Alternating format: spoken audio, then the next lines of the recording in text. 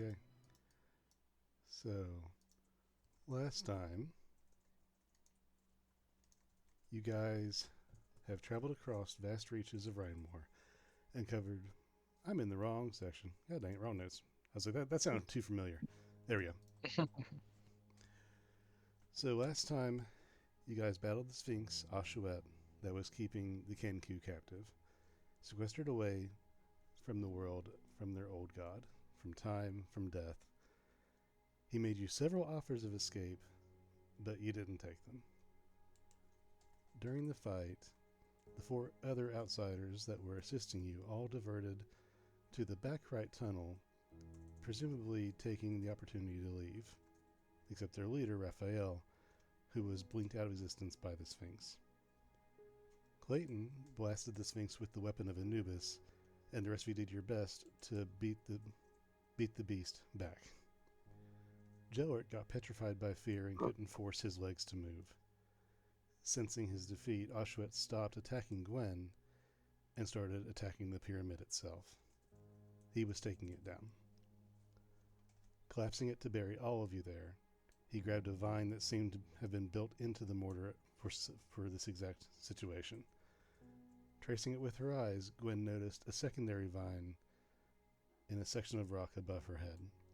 Making the split-second decision, Gwen pulled on the rope. Knowing what she was doing, she asked her party to remember her as the rock fell. So Gwen, as I switch back to the correct map here, you know you have the connection to your mother through your family token, your enchanted earring. Did you try to tug on the connection? Hmm. As you pulled the vine, loosening the mortar, and the rock from above the ceiling uh, I, jolts I don't know. and then gets larger and starts coming towards you. I feel like maybe not like innately. She would probably try to send Lysari a message and just say, "Mama messed up." Okay. That's probably about it.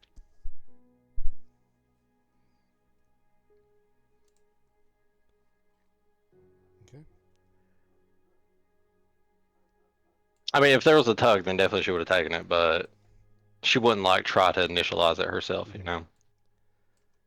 You expect to have to deny a pull from your token, but the pull of retreat never really comes to you, only the weight from above.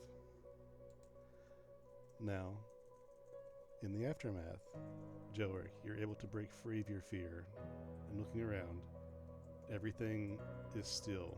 The dust is still settling. The pyramid is in shambles. Boulders, broken rock, splintered obsidian shards cover the ground, making the terrain a hellscape to navigate. The sky is now visible through what was once the ceiling above. Nothing is moving until you hear a cough on the floor. Clayton is alive. The gasp from your right as Raphael returns, the banishment spell finally breaking on him. He blinks and looks around just as awestruck as you. In this moment, what are you doing? Clayton, no, Clayton, Clayton. And Clayton will kind of push past Raphael, not even recognizing him, as he's going to go to over to where Clayton is trapped underneath the rock, and he's going to like try to like grab onto the rock and try to shove it off of Clayton. The rock is only partially covering Clayton. Mainly, this boulder fell and crushed the two Kenku who lay lifeless. And after doing so, it kind of just rolled onto Clayton's left arm and leg, pinning him to the floor. Can you give me a strength check, please? I can. Clayton, Clayton, come on, are you there?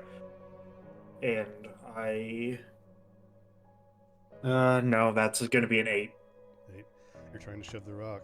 It's rocking a little, but Clayton is just still pinned under the boulder. Uh, if that's the case, then Jellic is going to actually. Do I have it? Yeah. No, I don't. I do. Okay. Jellic is going to use a third spell slot to cast Vortex Warp, and he's going to warp Clayton basically just over here, just out of the rock. And as that happens, he's gonna like kind of just like look over Clayton, like kind of tap his face a bit, like, Clayton, are you with me? Clayton. Buddy, I am feeling fucked up.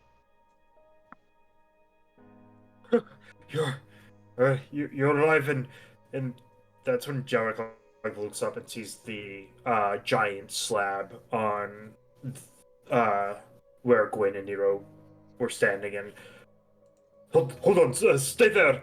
And Jarek will leave Clayton to row to the slab to see if Nero and Gwen are, if there's any noises in that area, as he kind of screams out their name, trying to like look through cracks, trying to look through the dust. As you're approaching the stone, it looks like it's totally crushed everything in that area. The platform beyond the body of Oshuet you can't really see, it's obstructed, but there are black crystals on the ground. As you're trying to gauge the scope of this, you hear the words in your head, Lisari's voice. What happened? You're Lasari, right? Yes. Where's Gwen? She and Jarek takes a couple steps back. Nero, we were fighting a sphinx. The top of the temple came down. She was underneath. She was, and Jarek is having like a hard time taking a couple steps back, still trying to look through the cracks. She got crushed. And this time, when Lysaria talks, Torin's voice would be growling underneath it too, and they just say, "We're coming." Hurry. They're trapped underneath. I can't get to them. Lysari, Torin, and Vorig blink into existence towards the back of the room. The bonded pair quickly adjust to the terrain, but Vorig's body in particular acts like it was expecting this somehow. His feet move like water and find their level as he falls into a low ready in front of his friends, clutching a transparent purple dagger in one hand. You get them on the map here.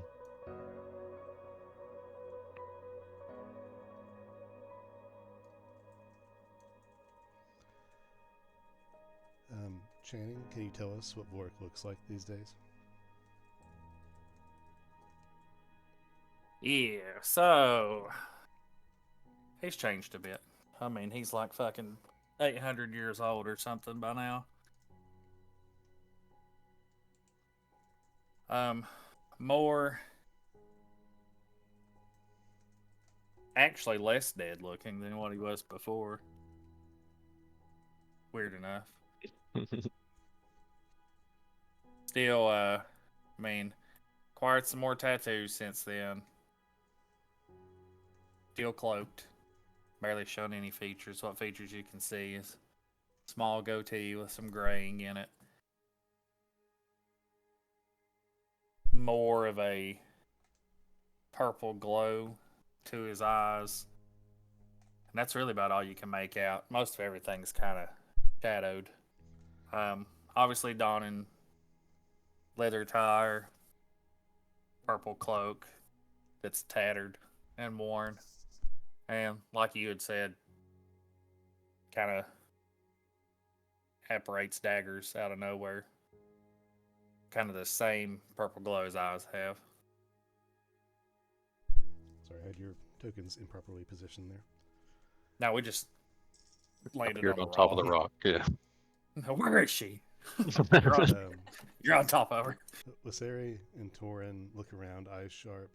Lysari quickly approaching your, the pair of you. As Torin sets to sniffing the area. What is Vorik doing? Torrin's sniffing around. I'm gonna kind of scout with him. Not walking though. You're just gonna see my daggers. Like, I'm just gonna start checking them around. So I'm just basically blinking in and out of different places.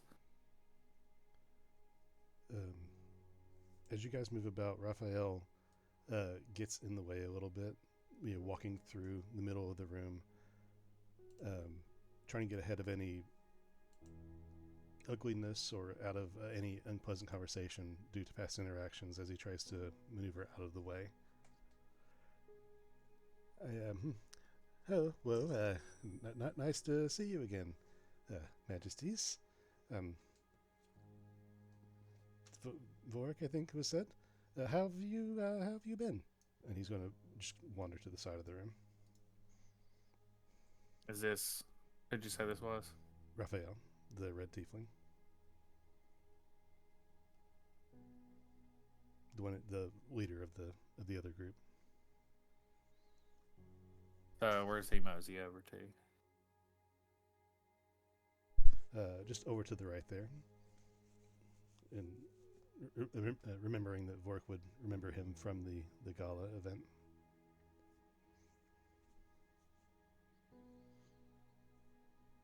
Want Vork to,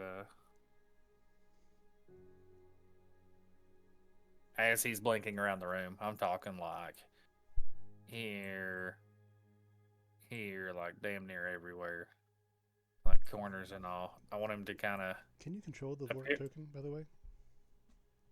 Cannot, sir. You cannot? I thought I gave you leave over that. Do you have a Vork token in your inventory? I don't, but I can real quick. I can just do this. Let me just open it up. I thought I had it properly attributed, but I didn't. There, and there, save. It should be in there for you now. Maybe.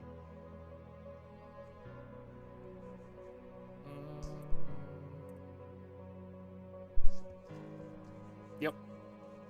Cool. So you pop it on there, that way you can control it. I guess behind him here. Okay.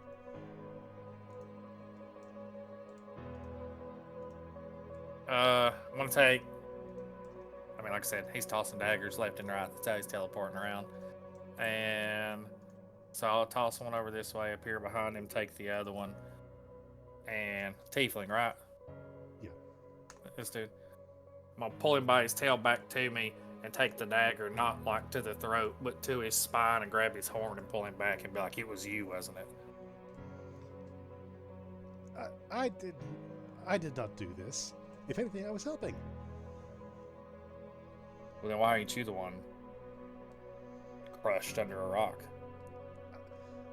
He looks kind of up at you, like over, like above his forehead. I will not be held responsible because you and yours don't know how to give up.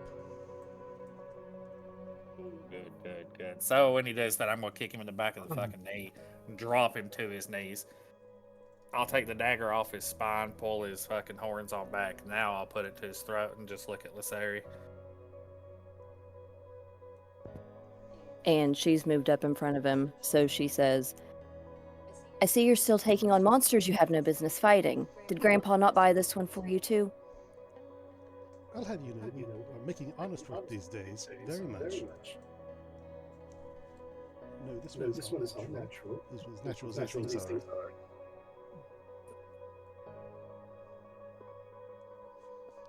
Torin then growls in the hang on, it's echoing. Where is Torin? He is down here. He would have been moving around. We'll say he's probably about there now. If Torin growls, she says that, I'm letting my dagger, just letting go of it so it's dissipating.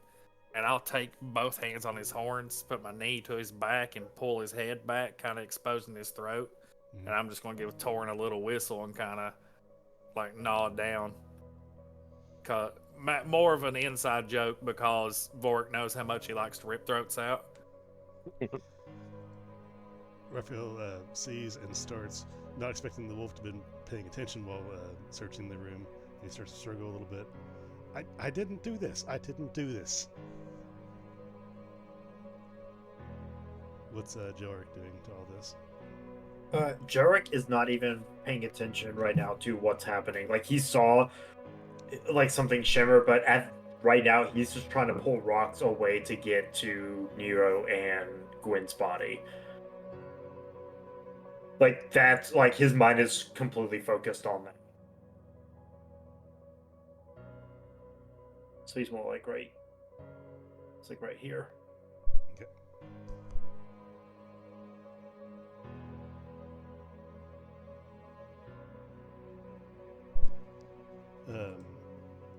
As you're doing that up there and trying to maneuver that,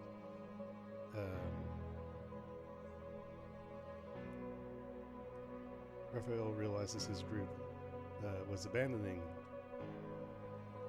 Lysare's daughter and company, and his eyes kind of widen at the realization of his position is. Do you just have a thing for failing women saving your hide?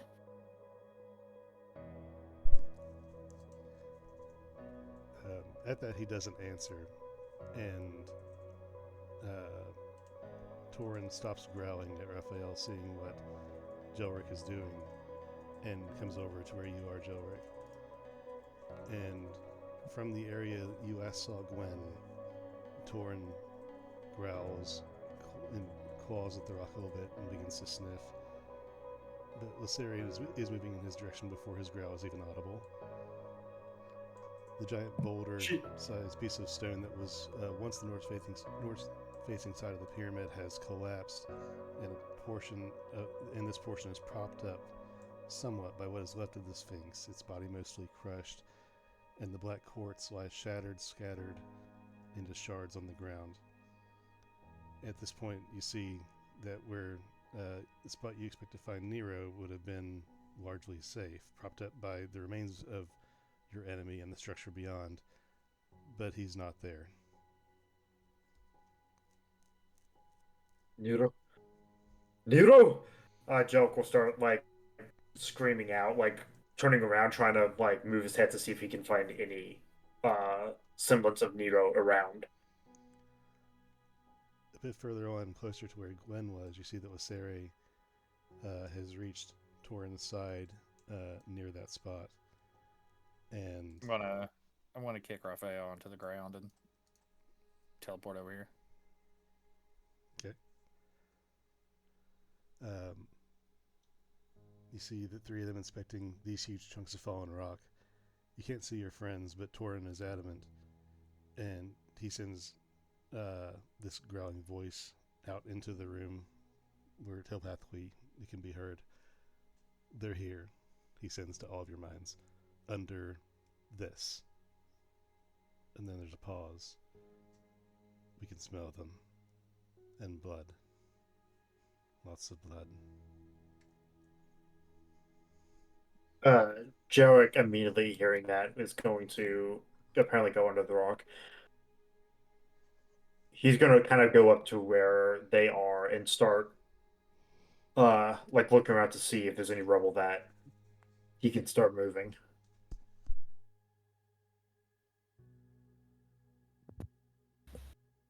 I think I can lift it, but I don't know how long I'll be able to hold it.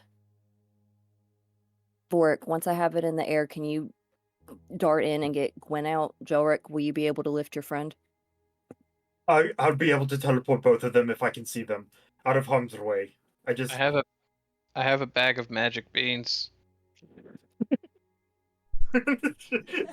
Clayton, barely able to stand on his feet, has hobbled over in He's just holding it with his good arm up in the air. There's a bag of magic beans. I have a bag of beans. Clayton, are you sure you should be standing? I don't know, but I have this item. I'm really positive it might actually be helpful in this moment. I mean, Lysari begins to move and takes a deep breath. All right, everyone back up a bit and get ready. And as she begins to cast a spell. The runes along her skin and Torin's fur begin to glow brighter, especially Keenaz, blue and silver, lighting up the platform as she seems to center herself before slowly lifting arms towards the huge rock face. Nothing happens for a heartbeat, but she and Torin kind of growl in unison as Uru's also begins to surge brighter on both of them. And the boulder that once made up the top of the pyramid slowly lifts, rising 20 feet or so into the air above you. And beneath it, you see that Gwen has been knocked down by the rock. Her hair is matted with blood where her body has fallen against the remains of the wall, but she is not crushed. The reason she is not crushed is evident beside her. A large maul that was deformed by the impact sits on stone tiles that are shattered and compressed. This weapon was propping up the fallen rock and is the only reason for Gwen's body not being flattened. The handle of the weapon points to the one that threw it, Nero, whose body lays still. The only uncrushed part of his body that you can see in the pool of blood is the arm that threw the weapon to Gwen in his last act trying to save her. Wait, and Joe is going to spend his last spell slot to cast and make sure.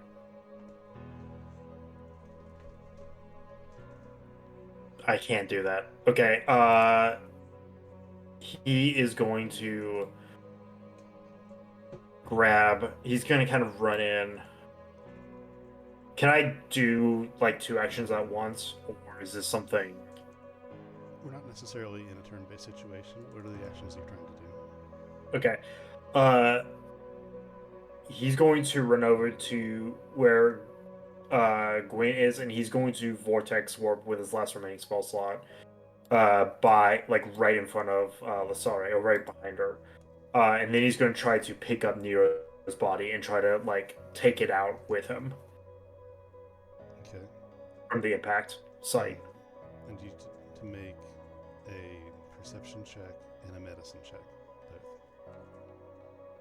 Both. My perception, that is going to be, I think, a 16, but let me double check. I should have smoked a cigarette. Yeah, perception is going to be a 16, and then medicine. Yes.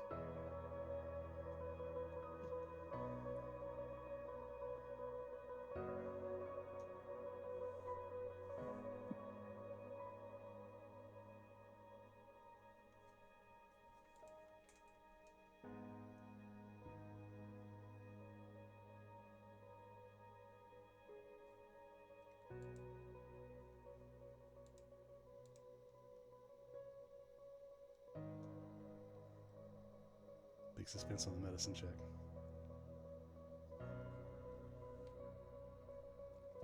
Oh, was it doing the thing where I can't hear you? Hang on, let me try. Old. Okay, Granted, I didn't hear that, to be honest. I'm back. Me either, Alright. actually. Can you hear? I didn't hear it until he came back. Can you hear? Okay, I got a 4. The 4 on the medicine check. Okay. You got a 40? Yeah, I got 40. That's what I thought. You know, with the perceiving the situation in the rush that you're in, you do notice Gwen is in fact breathing as you cast Vortex Warp and shunt her body to a space behind you. When you go to grab Nero and move him, you reach down intending to like scoop his body up by under the arms and pull, but you stop. You after grabbing and pulling just a few inches, realizing that not all of Nero's body is coming with you. Shit. Angelica is going to kind of do the thing of like trying to grab like missing parts and trying to like put them back together like on the scene. Come on. As he's like struggling to try to pull like Nero's body together. What is Vorik doing?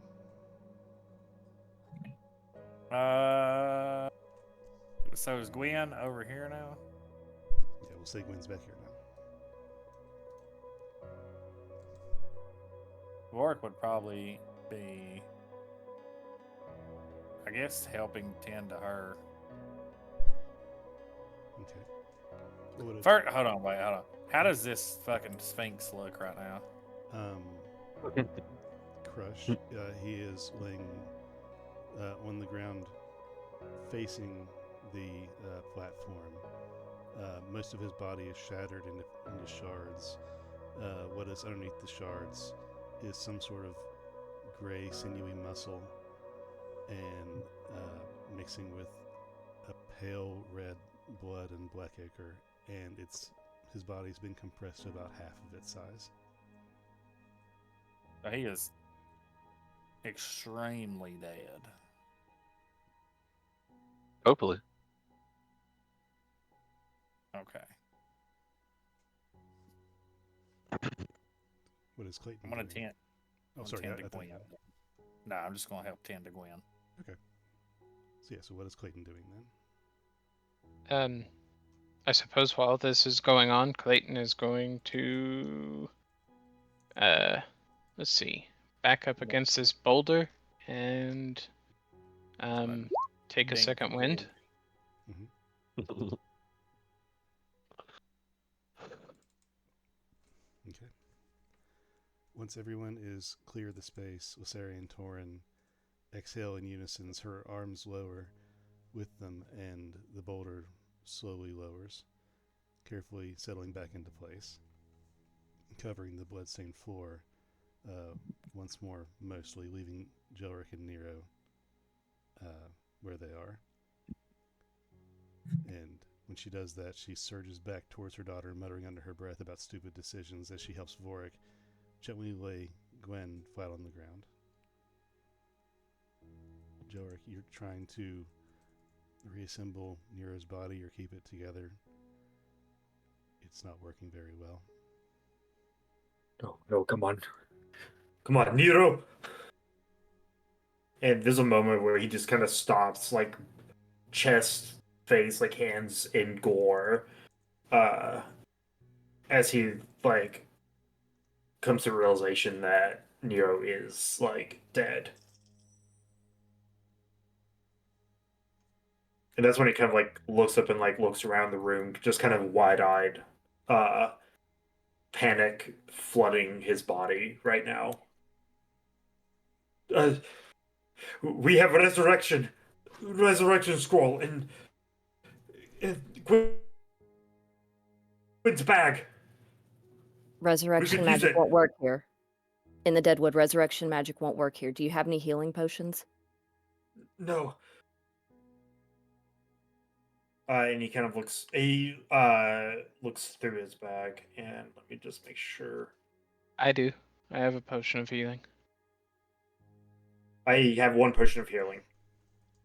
As Lysari addresses Gwen's state, and you all dig into your bags, trying to find anything to help. Lysari is trying to stabilize Gwen. Torin nimbly picks up a pouch from Lysari's waist and opens it with his teeth, fishing out a potion of their own. And he nudges that towards Vorik.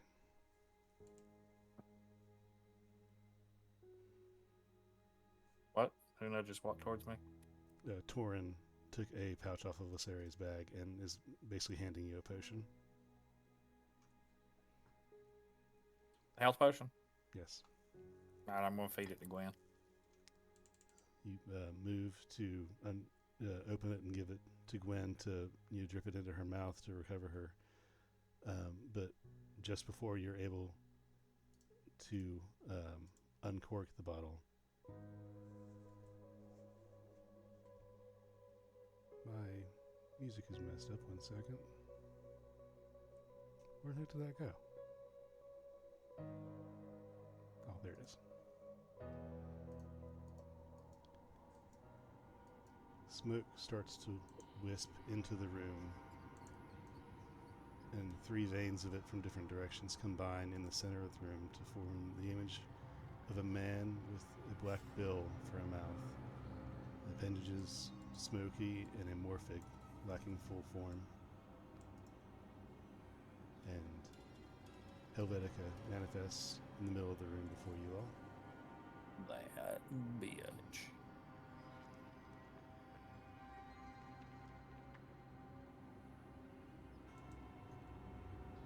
I know I have a token.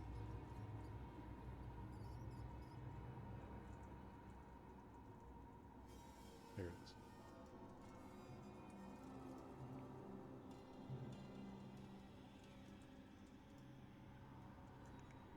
Thank you. You have done what I could not. Even in all my years of work, even in this new form. And he looks around the room to assess and sees the state of the room with the rubble and the crushed sphinx. He sees Gwen on the ground. He sees several Kenku on the ground, shattered and crushed. He sees Nero, and he brings a hand up to his mouth. Oh no. Oh no.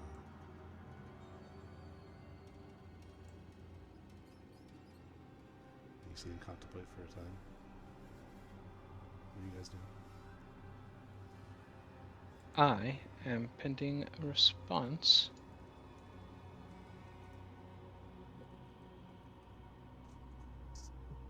Fair enough. Gotcha.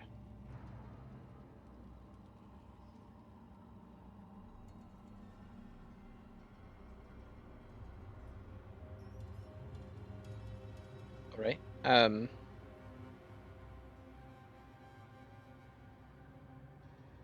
Yeah, I don't guess I'll do anything then. Yeah. Okay. And just to be clear, you guys did sell your scroll of true resurrection at that shop, right? Yeah, we did. Yeah. That was the thing that we did. We did do that, yeah. I mean, we don't need it, right? Clayton's wife is dead, and that true scroll of resurrection would have like worked on her and stuff. But yeah, we still sold it. Yep. You freed my people from this plague that took us for so long. I see that many of them have already fled outside. I will try to guide them to safety later. We are all in your debt. Please, allow me. And he waves one smoky appendage that would be his left hand, and we see golden threads appear from his fingertips, glowing and trace like ribbons, reaching towards Nero's body where it lay. And the tendrils almost reach him, but suddenly they stop and gather in the air and pull tight and gathered into a single point. You go too far. The golden ropes snap up with a jolt and lasso around Helvetica. The one speaking and holding the ropes reveals himself as Anubis is standing there, binding Helvetica. What are you guys doing? I don't see Anubis. You sure don't.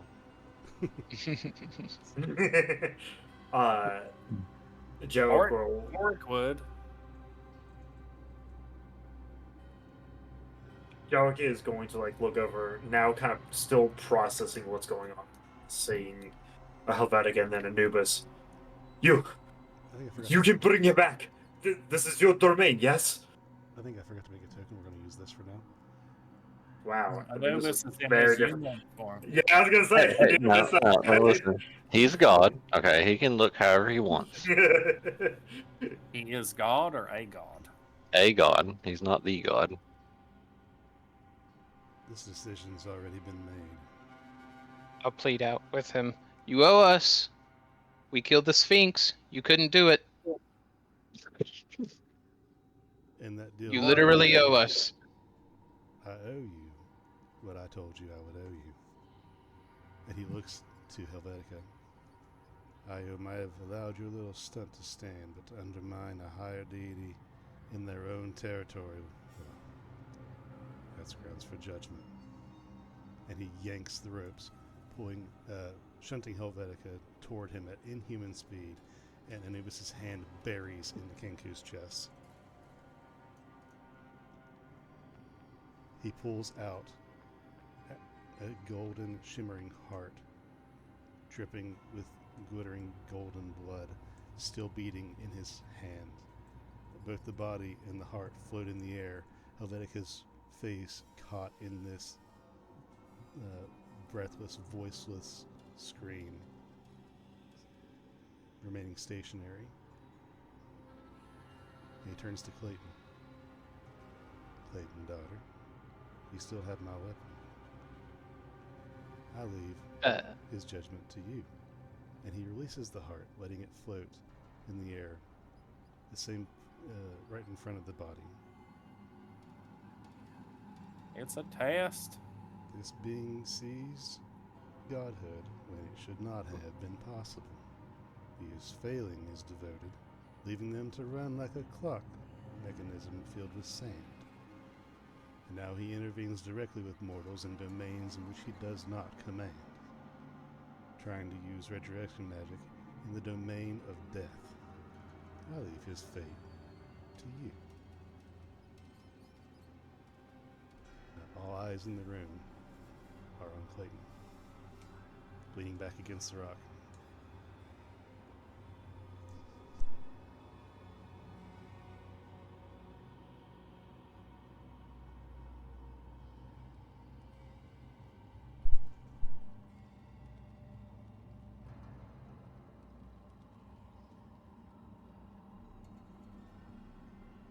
Holy shit. That's what you're gonna do. Borg's gonna be side-eyeing Anubis this whole time.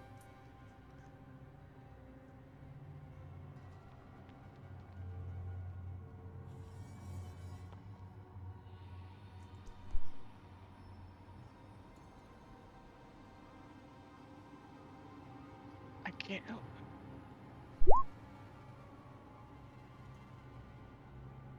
I'm shooting at Helvetica. You're shooting at Helvetica's heart. Yeah. You fire. You hear the explosion of the weapon. Your hand shaking a little, but almost defying yourself. The weapon finds the heart as you raise it up. The bullet whizzes through the air. You hear the splat of flesh as it tears the divine heart and rips a hole through it.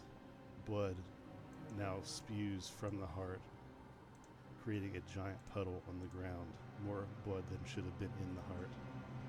You see Helvetica's visage fade, lurch forward, eyes turn slightly up and to the right, and his body turns to sand, hardening into a gray, yellowish solid before dissolving away and pouring onto the floor, and as does the blood and the heart. Helvetica's body disappears and blows away.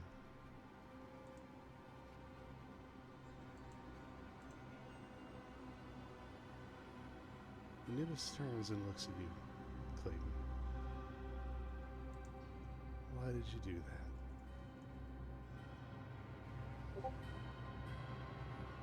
want a clear answer out of you, boy. Why did you do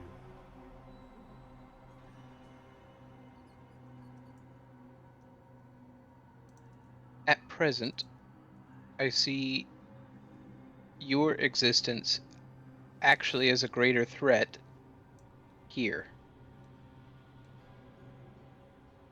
We're already damaged.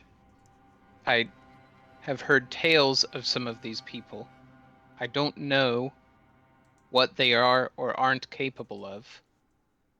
And I would rather see all of us walk away. Other than Nero.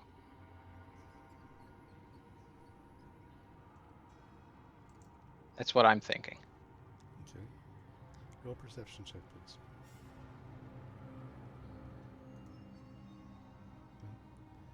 He's watching you, listening to your explanation. He's stone-faced. He's not giving you any cue of emotion. He nods.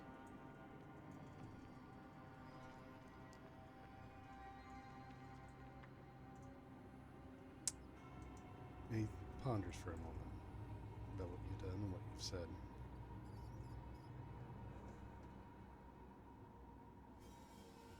He says, "That'll be the first With time." both, Go ahead. I was just going to add that with both the Sphinx and Helvetica gone, dissonance events in this area should be null and void. So you should have what you wanted now.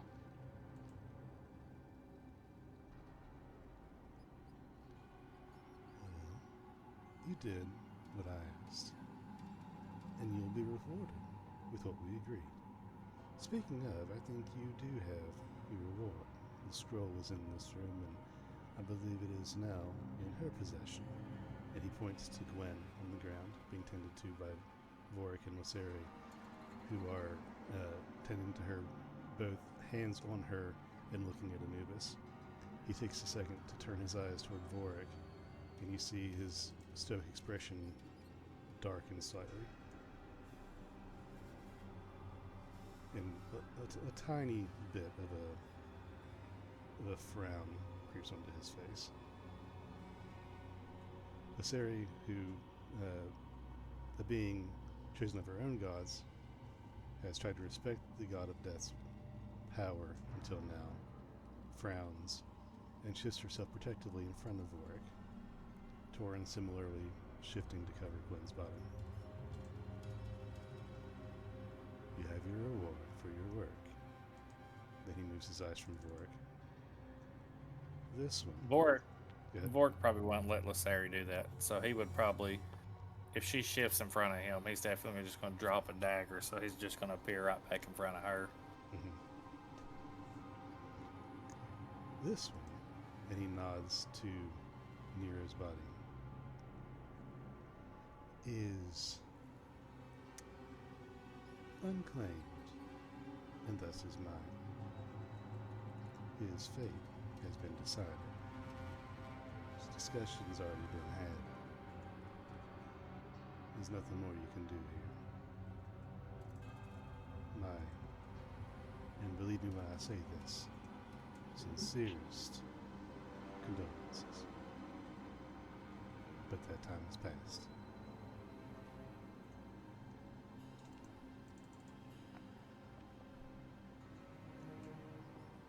That one, he's pointing to Vorik.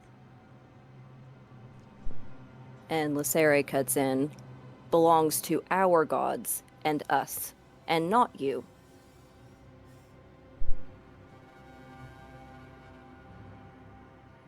What is Vorik doing? I thought Clayton was stepping to Anubis right there. Oh, God. Nah, man, he got lucky once. I got your fucking gun. What do we say to the god of death? Not today, dude. I'll fucking Get the shoot hell you. out of here. I'll fucking shoot you, dog.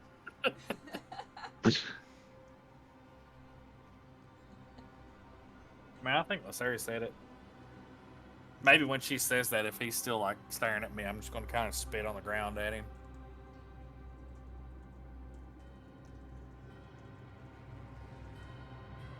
Okay.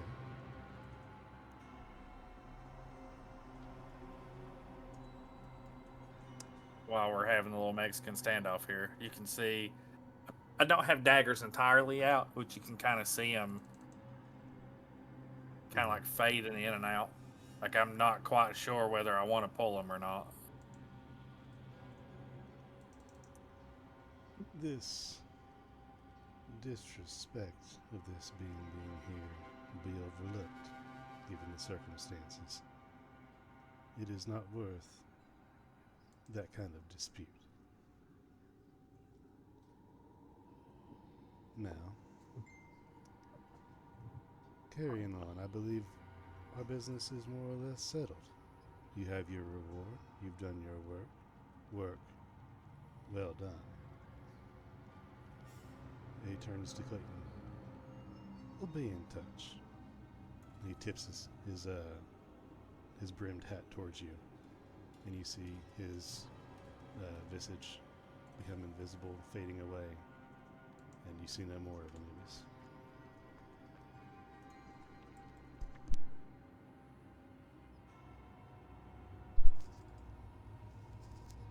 Dun, dun, dun, dun, dun, dun, dun.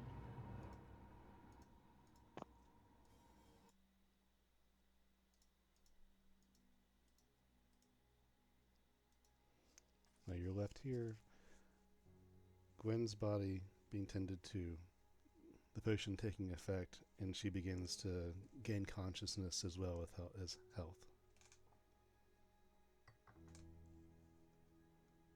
Jelric, you're still kneeling before Nero's body, and you've been told that there's nothing you can do. Kind of gritting his teeth, his body just shaking with both exhaustion and anger, sadness. He will very clumsily grab his bag, pulling out some travel cloth that he carries, and he's going to start kind of wrapping the top half of Nero's body in this cloth to bind.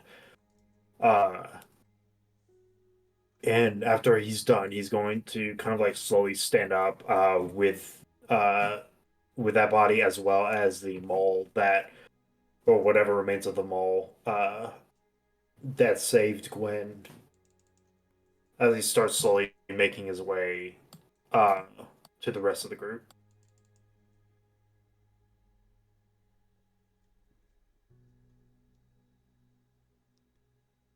Clayton, you notice that Raphael is kind of unforcefully, eased by you, and you see him talking in hushed tones to his group that has begun emerging from the cave on the right side. Okay, I'm going to attempt to eavesdrop.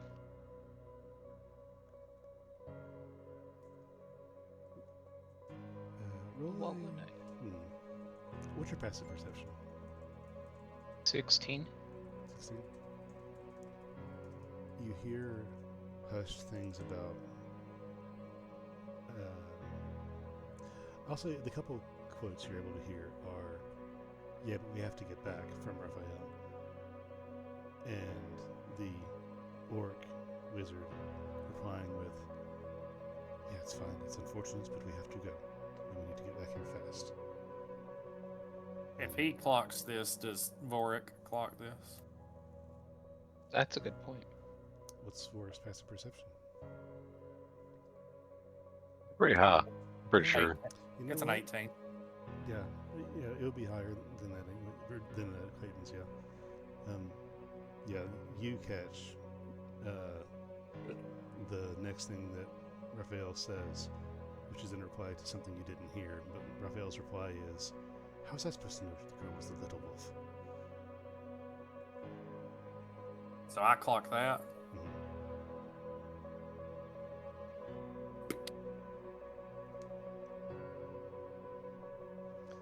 They all kind of jump with a start. Yes.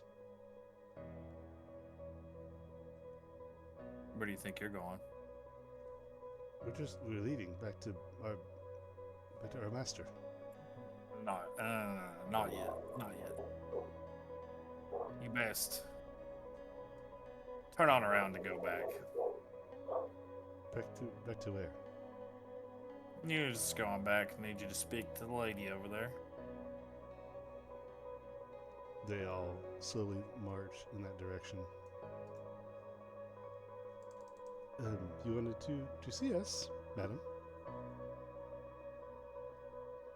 And as they're discussing this, Gwen, you begin to come to. You look up and see the tip of the pyramid still there, a giant gaping hole from a rock removed, rather a portion of the pyramid removed. What are you doing now? Gwen would just kind of like look around, she'd see like Lysaria and Torin and shit, and she would immediately get like super sad. Like she would see her mom and think that like she'd just look at Lysaria and be like, I fucked up, mom. I I wanted to be a hero and take care of like a bad thing. I wanted to be like you. And then she look around. If she can see Nero, then fucking she'd lose it immediately.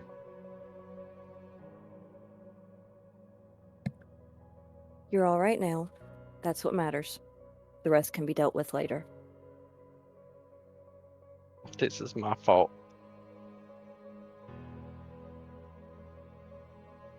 I'm too. I wanted to. I'm stubborn headed. I didn't want to lose. You're like your mother. Yeah. Raphael looks But between this conversation happening and then back to Vorik, and then look back to them and back to. And he's just like, "This, me talk to her now." Yeah. Just want you to relay what you all were just talking about to her. Yes. Sorry to interrupt. We are very sorry. We didn't realize who you were. Kind of addressing Gwen as she's melting in her mother's arms. Torin steps between the scene and Raphael, and in a voice audible only in your minds in this room, you talk to me. Right. Very good. We didn't realize who she was. If we did, we would have had much different strategies a while ago. Yeah, so you have our apologies, most sincerely. I hope that she is well and everything is as good as it can be.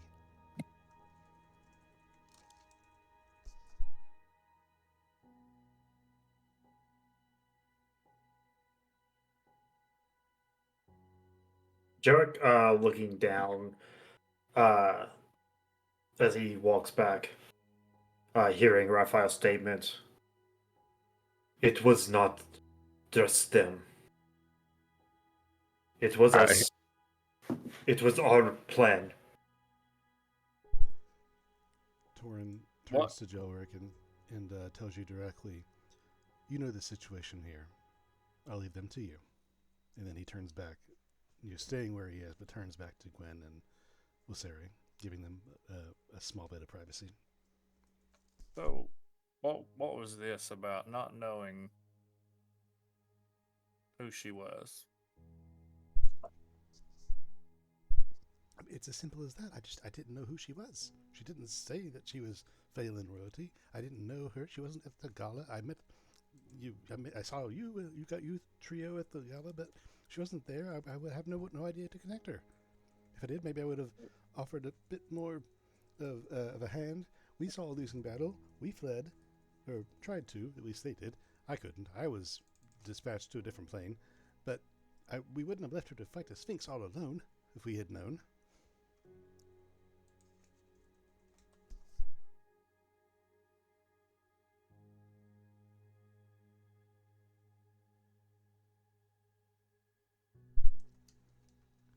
Warwick's gonna look at Sarah one more time. does Gwen see Nero? I mean, I know there's like a bunch of bodies in front of her right now, but I don't know if it's like obscuring where his body is and shit. I'd say because of Torin's intent and position, you probably wouldn't be able to see Vorik either. Okay.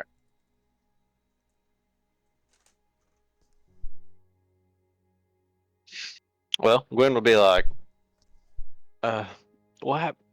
I saw Nero underneath of where I was. Is he okay?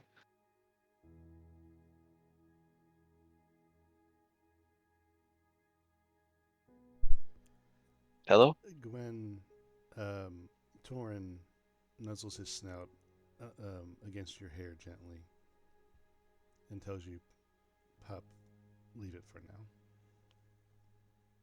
No, no. What happened? He was there. He had to be. He has to be okay too. I'm all right. Torin looks to Jelric. Jarek is staring like kind of straight ahead, like completely wide-eyed, looking when he sees Torin looking at him. As he walks around, still carrying the top half of Nero's body. Gwyn, you're awake. Nero. Nero. What? Lysari, What the fuck? Lysari takes Gwyn's hand as Jelric is speaking.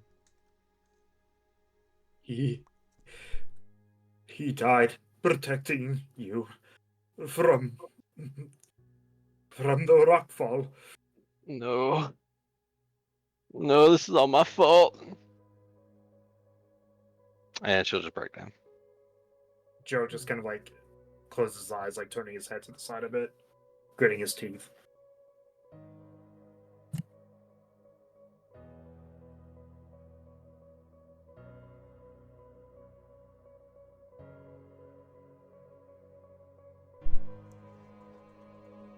Why? Why am I so fucking stupid?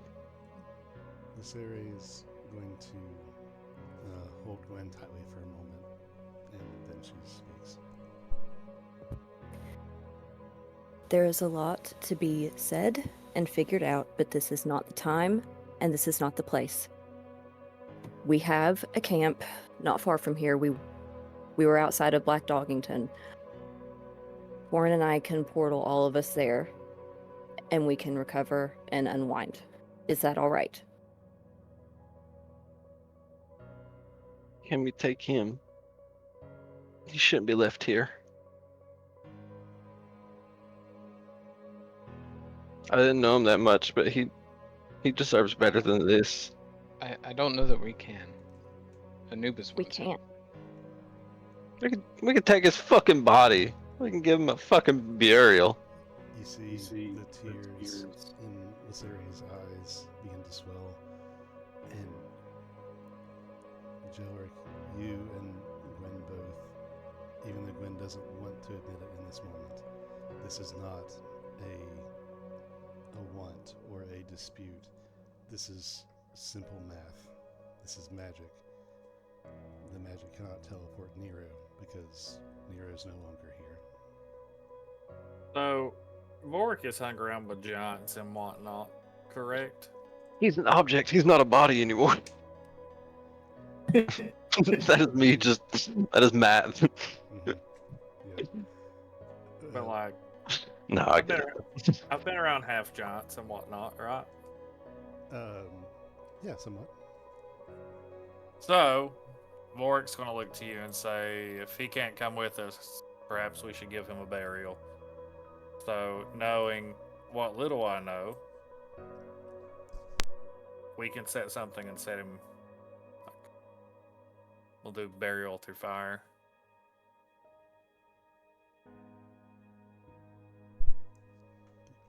What do you guys say?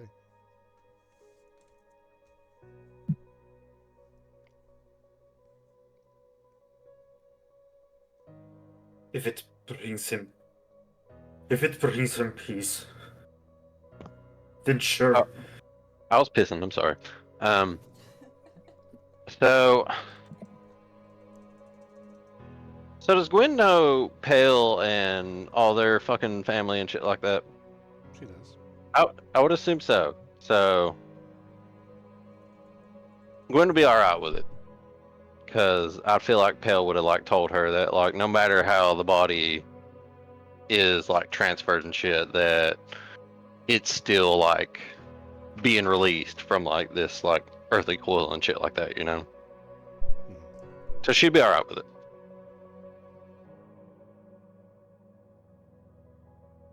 I've heard Uncle Pale say that, you know, sometimes with like strong enough magic, you can still bring people back, but I don't know if he'd want that.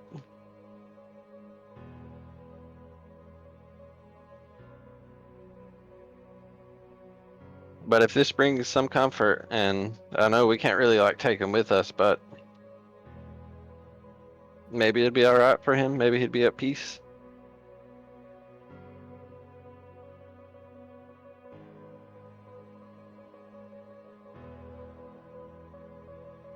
So, are we all in agreement? I mean, it's up to everybody else. I'm okay with it. Just Joey almost. kind of said his piece, and he's kind of at the body now. You fuck good, buddy. You fuck good. You shouldn't have done it, you dumb, stupid fucker. Is Jelric does his best to prepare the body and get it presentable in the best way possible. The rest of you gathering supplies to do this pyre. I'll say Clayton. One second, let me get my line here. Okay. Okay. Clayton, you're able to gather a large number of reasonable sized stones.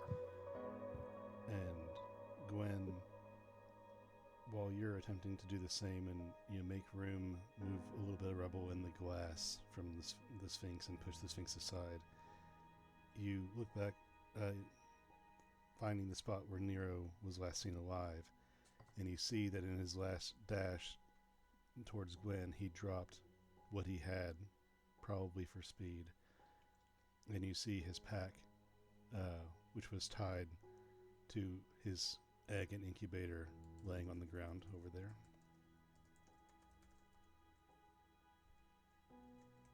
The egg has changed now slightly, reverting from its color that it was before to now almost taking on a steely blue type sheen.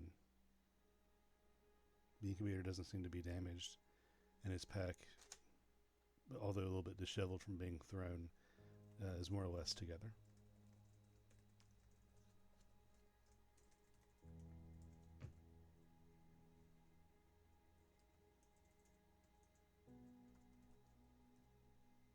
I mean, Gwen would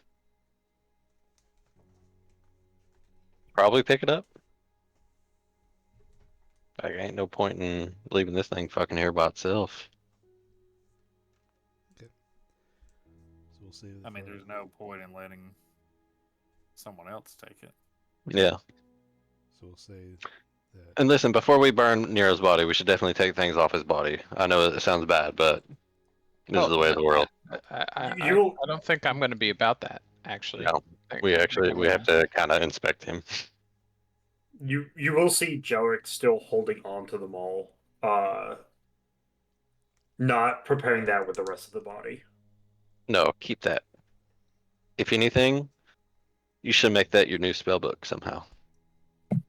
I was thinking the same thing. It feels wrong not being able to bring him back to at least his clan, his home. So if he can't go in body, then he's going in this, he says as he takes the maul. Besides his maul, his clothes are pretty well covered in his own blood. A little torn.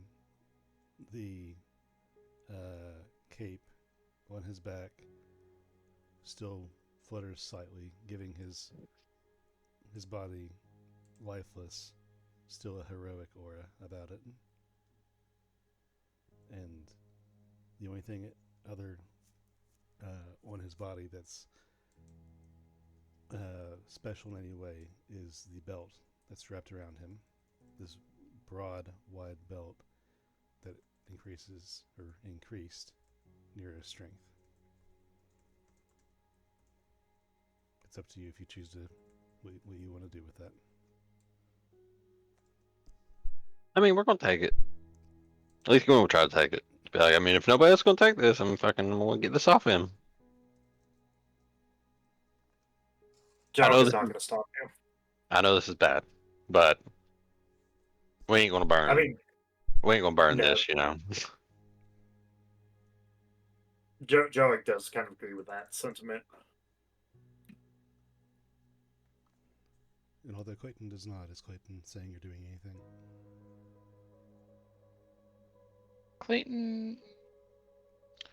Clayton doesn't know how he feels about picking over the belongings of the dead. Freaks him out a little bit. He's gonna just stay in the background. He won't judge them, but he doesn't want to do it. Okay. So as respectfully as possible, you take those 2 items off the body, right? Yes. Okay. Both of them are stained with blood. The belt is now entirely red in different varieties, different shades. And, the cloak is red at the bottom, the top remaining the color it was. And you arrange the body in the rocks and get his body prepared as best you can for a pyre. How do you light the pyre, and what do you use for those type of the materials for that? I mean, to light it, I got a firebolt I can use. Not to light it. That is another thing. I have no, like, oils or anything on me. Jalric can use minor conjuration to produce a small bowl of oil. I have a tinderbox. Well, I mean, that will get us lit. We need, like, a fuel for the fire. And, being in the pyramid, I don't really think there's, like, a lot of wood or anything around us, or is there? I also have a water skin. Well, that'll put the fire out. You see Torin begin to walk forward, and he nuzzles Gwen on the way through, and takes a position in front of Nero, and you see 3 of the runes on his body begin to glow, and fire starts at the feet, bringing up into a wall, then wrapping around the entire body. And this small wall of fire focused inward in a circle just raises and immolates the body, staying there for a time.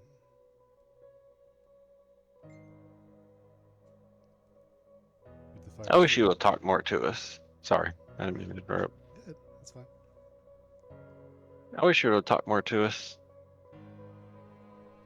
I wish we'd have known what the hell we have to do with this fucking scroll now. That was for you, apparently. I kind of wish you didn't save me, so I don't have to live with this, but...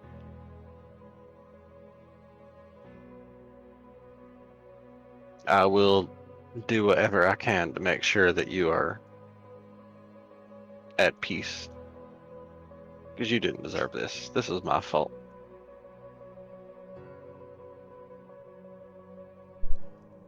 Sarah goes to Gwen's side and takes her hand.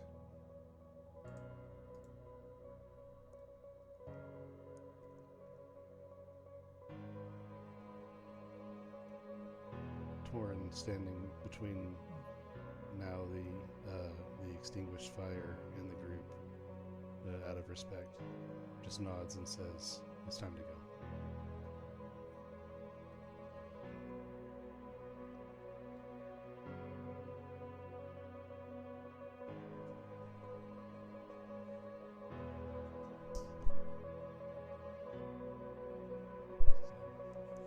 Gathering up, Gwen, you take Nero's items, the egg, you now realize, mimicking Nero's own shade. You have the scroll that you were promised. Everybody gathers close to Lysere, and she casts the spell, and your small group is gone out of the space. Hey, right before that happens, Vorik's gonna whistle at Torin, just a quick little, and kind of nod towards this group, so everybody else can go on. So Vorik and Torin's gonna hold back.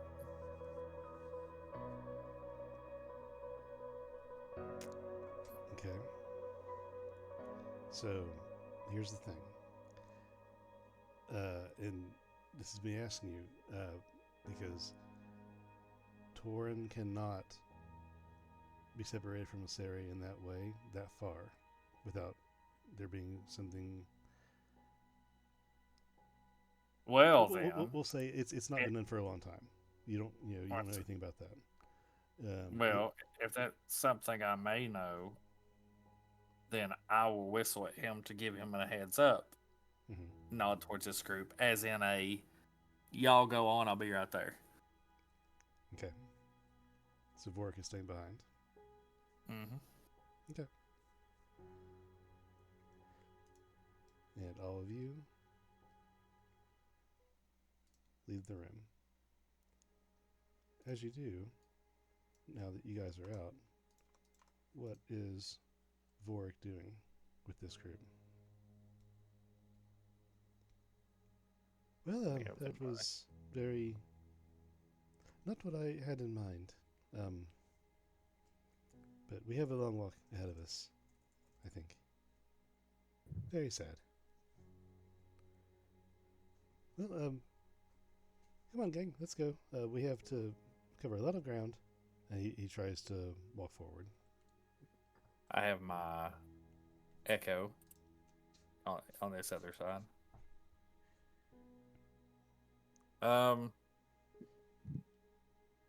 Everybody's going, right? Mm-hmm.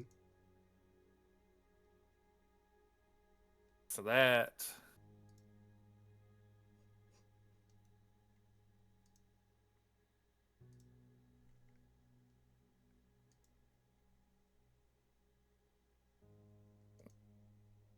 it's a 22 to hit.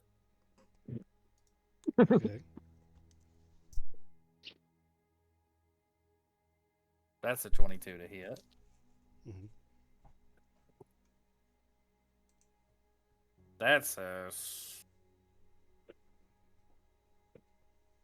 29 to hit. Mm-hmm. And that's like a 32 to hit. Okay. And with that, we are going to fade away from that scene and come to the camp. As soon as I get this map resized.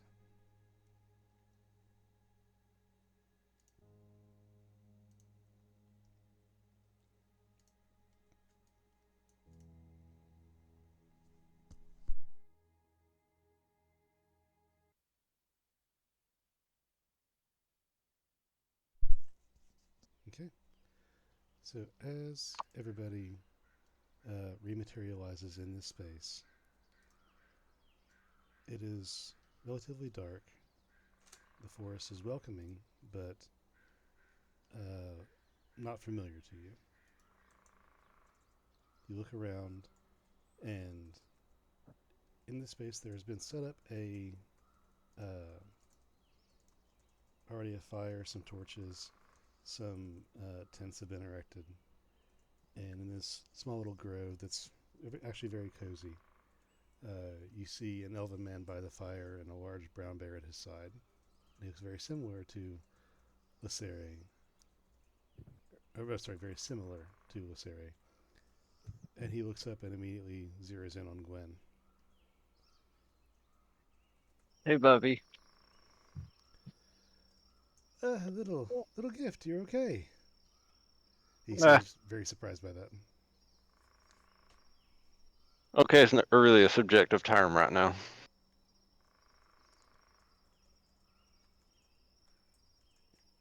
His And then face, Glim just collapses and she starts crying because she feels really bad.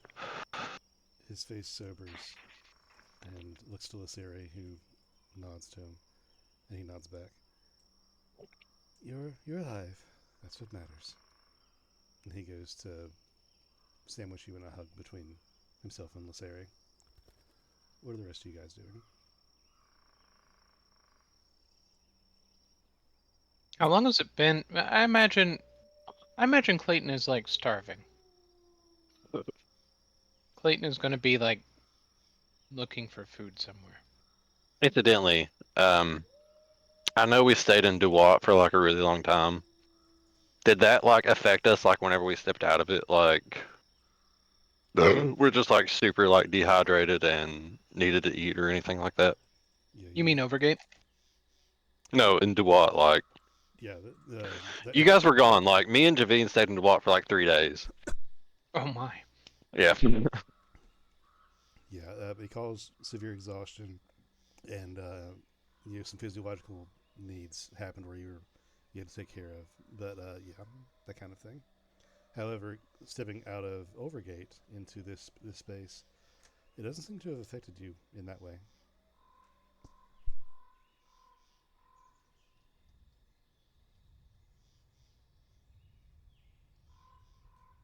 Jellic is probably going to find the nearest like vacant seat that he can find and just kind of sit down and just basically stare at the ground.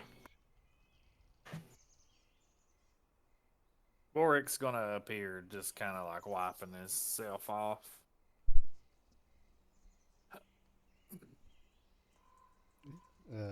What does your new character look like? No, Boric, babe. Not. Wait, I misheard you. Say again. Boric's gonna like appear after them, like wiping, like think of it like wiping Oh, some okay. grime off. Not really blood, because the daggers don't leave a physical wound. Okay.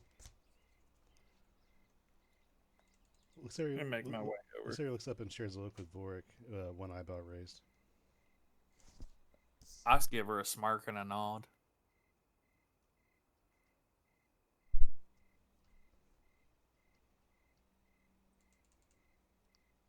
You hear leaves and twigs crack as you guys settle into camp as someone walks closer to the camp from outside. Luxaria and Torin turn and look in unison into the forest and then look away unworried. A figure walks into view of the firelight, a bundle of wood lashed and a rope over their shoulder, and a large leather messenger bag full to bursting of mushroom herbs and what looks like some harvested fowl. So Channing, can you please describe your character? Which is what I thought you said before, and I was confused. No.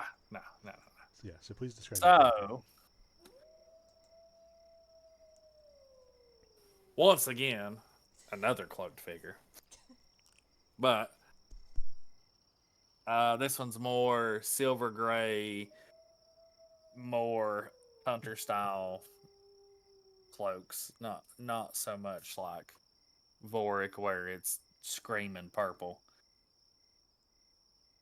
You notice pointy ears sticking out from under the hood slightly pulled back, showing some silver hair.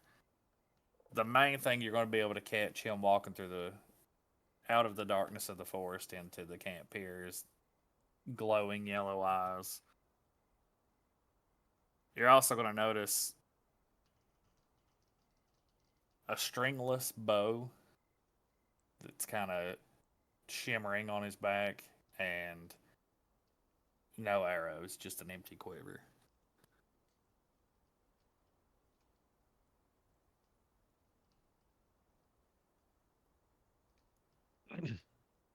Who all's in the camp right now? So right now it is Kalen and his bonded bear, Lesere, Torin, Vorik, and your group. Okay. And now this character. Gwen recognizes him though, right? Like she knows who he is. Yes, Gwen recognizes this man. Tarek, what are you doing hiding back there? As he enters, he's going to go ahead and pull his hood on back and pull his mask on down, just to reveal his full face, which your standard elven looking face, a lot like a younger version, less dead version of Vorik, but you will notice more canine / feline-esque features as far as exaggerated canines, more think of the word here. Just think more exaggerated features as far as like larger canines and such. Kaylin looks up from his hold on his baby sister and asks Torque if he found what he was looking for in the woods. Torque's gonna hold up. You said he was showing up with firewood and such, correct? Firewood, healing herbs, food, spices. Tad bit of everything.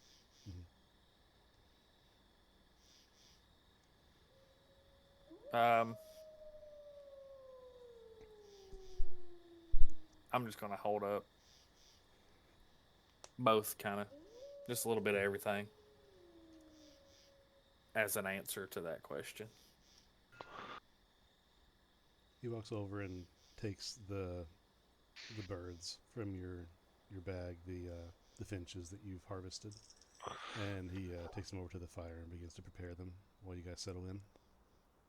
And he tosses the offcuts of the gutting of the birds to his bear to Entane. Gwen is gonna snuggle with the animals. Not a derogatory term. I know, but she's gonna like huddle up with Torn for a second and then go over to I forgot the bear's name. Entane. I know I have it, but I forgot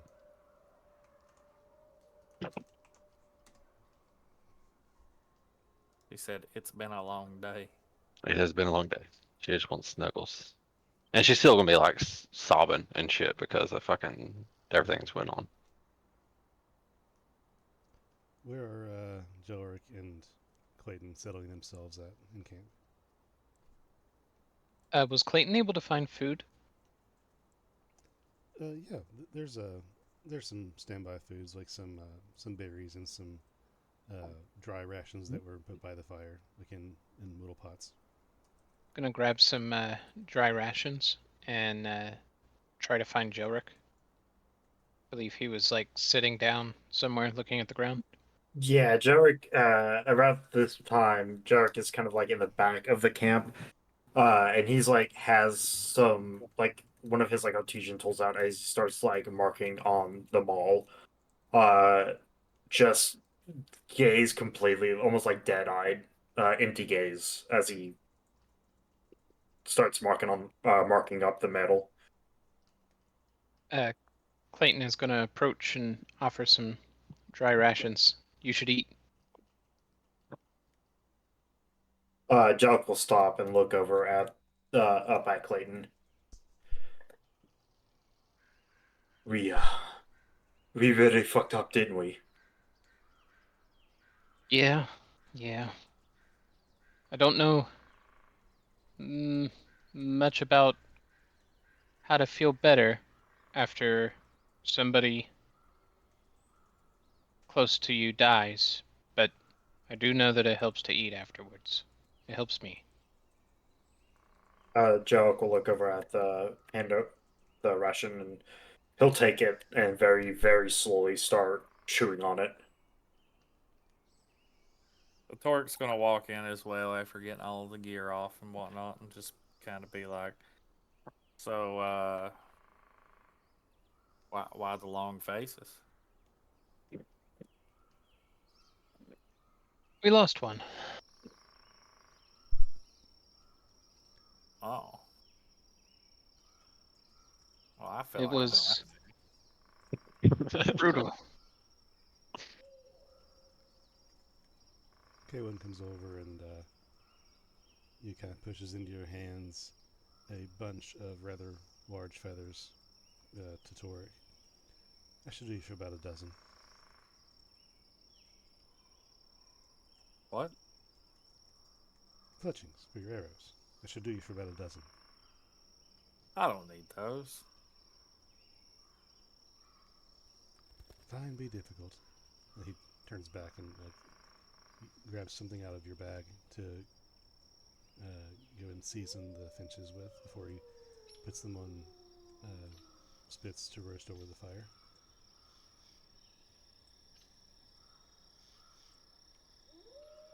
Well, at least that other group should be safe. At least they should have gone down alive. Orc's just, or Vorik is taking a drink of something and just fucking chokes on it. And Lysere does the same. Just Jake it just. Like, nobody tell him. Nobody say a thing.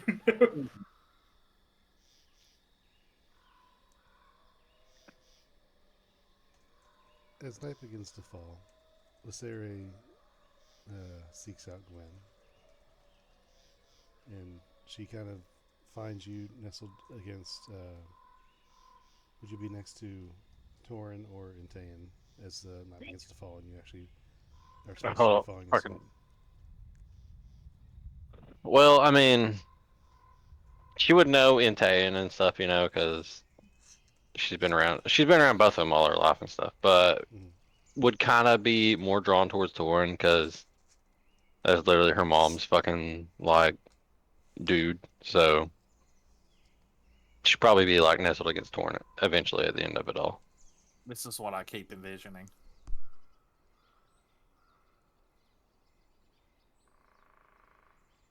For Yeah. Bear or for Torin? Yeah. Every time he says Intayan, I'm like, Oh, Intayan. I never even thought of that.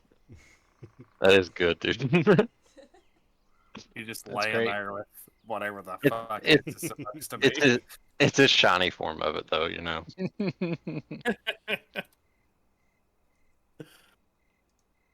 But no, she'd be with Torn and stuff, and she'd still be like very, very like inconsolable at like certain points and stuff, because she definitely feels like she should have died like along with him and stuff, but she is gonna be like still just like sad about everything and stuff. Okay. Well, Lysere will settle next to you, a bit off from the rest of the group. I'm not going to ask if you're okay, because I know the answer. But how are you holding up? I should have been with him. Why the fuck did he save me? Why did he spend his last moments of life trying to protect me when I was the one that did this to him? He made his choices. We may not Um, understand them, but they were his. He didn't even make it. I made it for him. The only reason we were on this fucking stupid fucking quest is for him anyway. Ironic.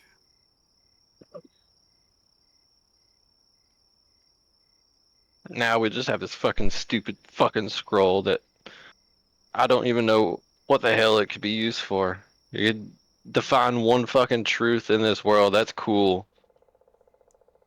But he needed it. He had to know something, and I robbed that from him.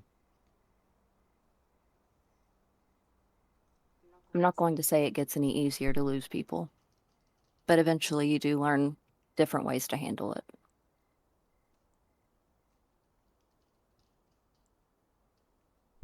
Torin kind of chuffs a chuckle, and he kind of growls to you.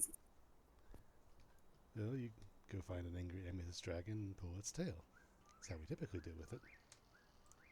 I do got a pretty cool dragon now. Maybe. I don't know. I'll name it Nero or something after him. Lysere goes from rolling her eyes at Torin to looking more seriously at Gwen. You start by honoring him, by remembering him. Not his face, or even his friendship, although those are important too. You remember what he did for you, and why he had to, so that you can try to keep it from happening again.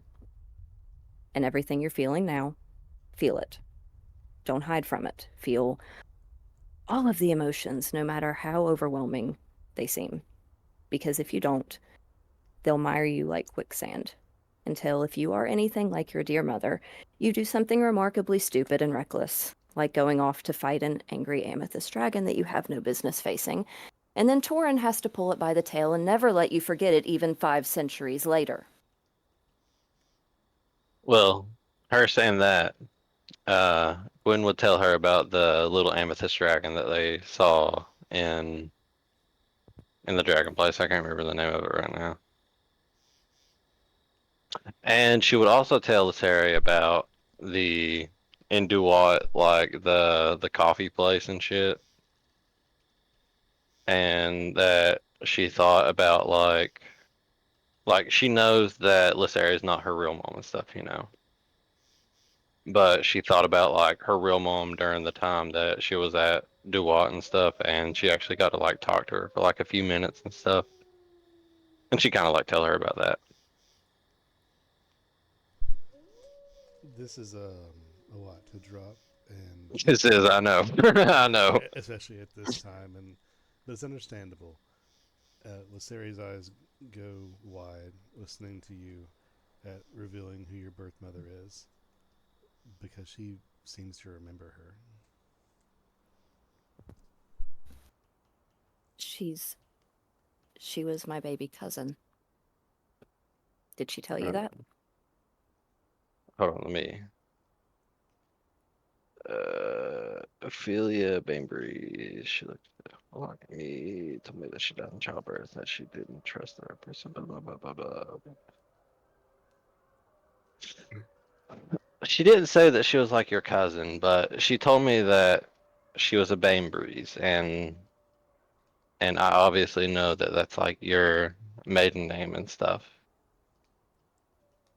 She told me it was a long time ago though, and like you didn't get me until like okay, kind of drunk right now, so like I don't remember the specifics, but like I was like 5, right, when Lysaria and Torin found me. Yeah, 4 or 5. Okay, so that doesn't make sense. I'm just like, like 20 something years old now. That's a long time ago. What happened? I have no idea. Ophelia was, like I said, she was my baby cousin, and before we met Vorik and Pell and the rest, before the crown, before Fallon Court became Phelan's Court, she was much younger than me. I was in my 70s when I found Torin, and she would have only been in her 20s. Not very long after we took the crown. She was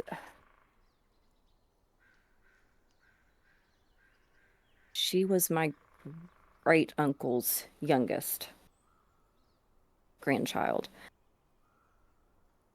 Do I know him by chance? He would have died, I think, before Gwen was born, but you would know the people that are actually your grandparents, I guess. So, like, his kids, Ophelia's parents. Hold on. I gotta look at my fucking I gotta look at my family tree now.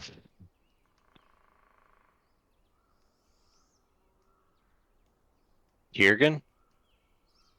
No, Tiergan would be Lysaria's uncle. So, Yeah. back in Fallon Court, when you guys were in Rowanwood and Vorik got his neck sliced,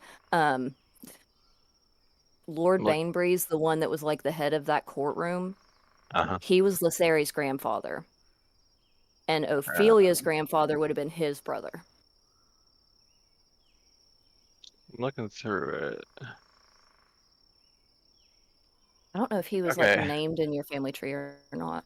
I don't think so, because like I see Tiergan and Kalissa, and they're like the only two besides like Lysaria's like actual like her and her children and shit. Yeah. Yeah, they would have been like one branch back and over. Okay. But She was very pretty. She I don't I don't know much about like my actual father and stuff, but I mean, she apparently trusted him, but not too much. Cause hold on, I gotta look at that fucking thing. I see what she said to me because I wrote most of it down. She told me she died in childbirth, that she didn't trust the right person to deliver me. She told me that this happened 300 some years ago. That's really all she really told me. Like, I know that we kind of like looked alike, but why do I look like this instead of like either a human or an elf or anything, or like a half elf or something? You would know, Gwen, that from the story your mom told you at the tavern in Duat, that your father uh, delivered you from your mother, and in doing so, chose to kill her. He did it, Mom. He killed Ophelia for no reason. The timeline still doesn't make sense. O- Ophelia vanished. She went missing not long after we took the crown. So that would have been almost over 400 years ago. And when you were kidnapped, they took you to Foster, right? That was who we when we teleported you away. He said he was Okay, your father? that's the man, the Revan man. Mm-hmm. He talked a whole lot about it when he took me during the when somebody was like uh transpiring as like Javine and stuff. He goes by the bishop now, but the man that had you kidnapped from Jelric, his name is Jacob Foster. And Lysari looks kind of over her shoulder and motions for Vorik to come over because he's the only other person there that would know who Foster is. Vorik could get up, having just sitting there talking with Torik. I'll get up from there and walk over.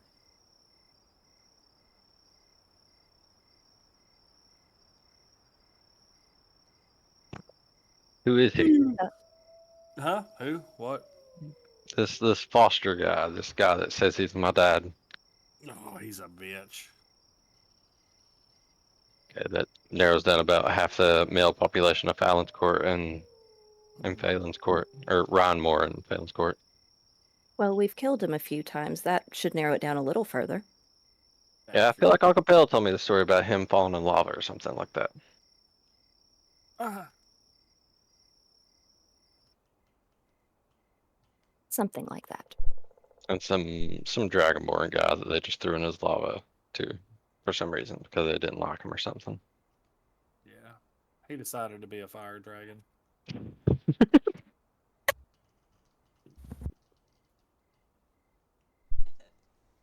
Matt is laughing, not Gwen. Joe, you hear the serious conversation turn to some very lighthearted chuckling all of a sudden from Vorik and Lysari. You can go ahead and stay where you're at. Is Clay nearby? Yeah, he was sitting next Yeah, to you more or in the less. direction. Yeah. Okay. But I suppose they'd seem to be at least partly recovering a little bit. Mm-hmm. Would you like to What do join you think they kind of like looks down, looks at Clayton? I suppose it is not best to be miserable alone. Indeed. You know, kind of like, not even just because like you saying that and stuff, but like going to kind of like look around, and literally one of the most traumatic things have just happened to her and stuff. And she thinks that like she didn't really know Nero and shit. So like she would kind of want to include Jelric and Clayton into this and stuff. If she notices them like kind of like distant, like a little bit away from us and stuff, you know.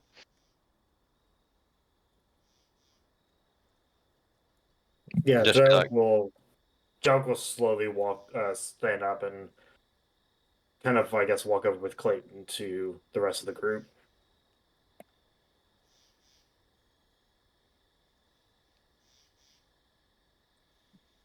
hey, I know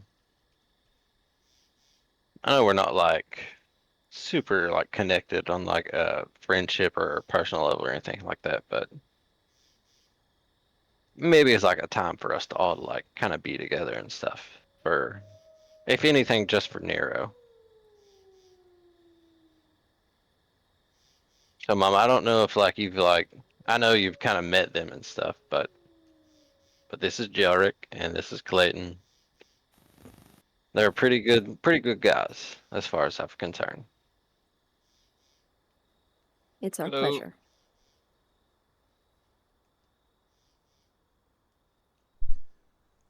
You guys get caught up on conversation and get more comfortable, unwind, and eventually you guys find a spot to kind of settle in. Oh, 1 second. I think I forgot something. No, what did you forget? A beholder just appears out of nowhere. Okay. That's all right. We got listen with Torin, Vorik, and Lasaria here. I think we'll be okay. Okay. No. I forgot one thing. You guys continue for a second. You guys talking about Foster, I believe.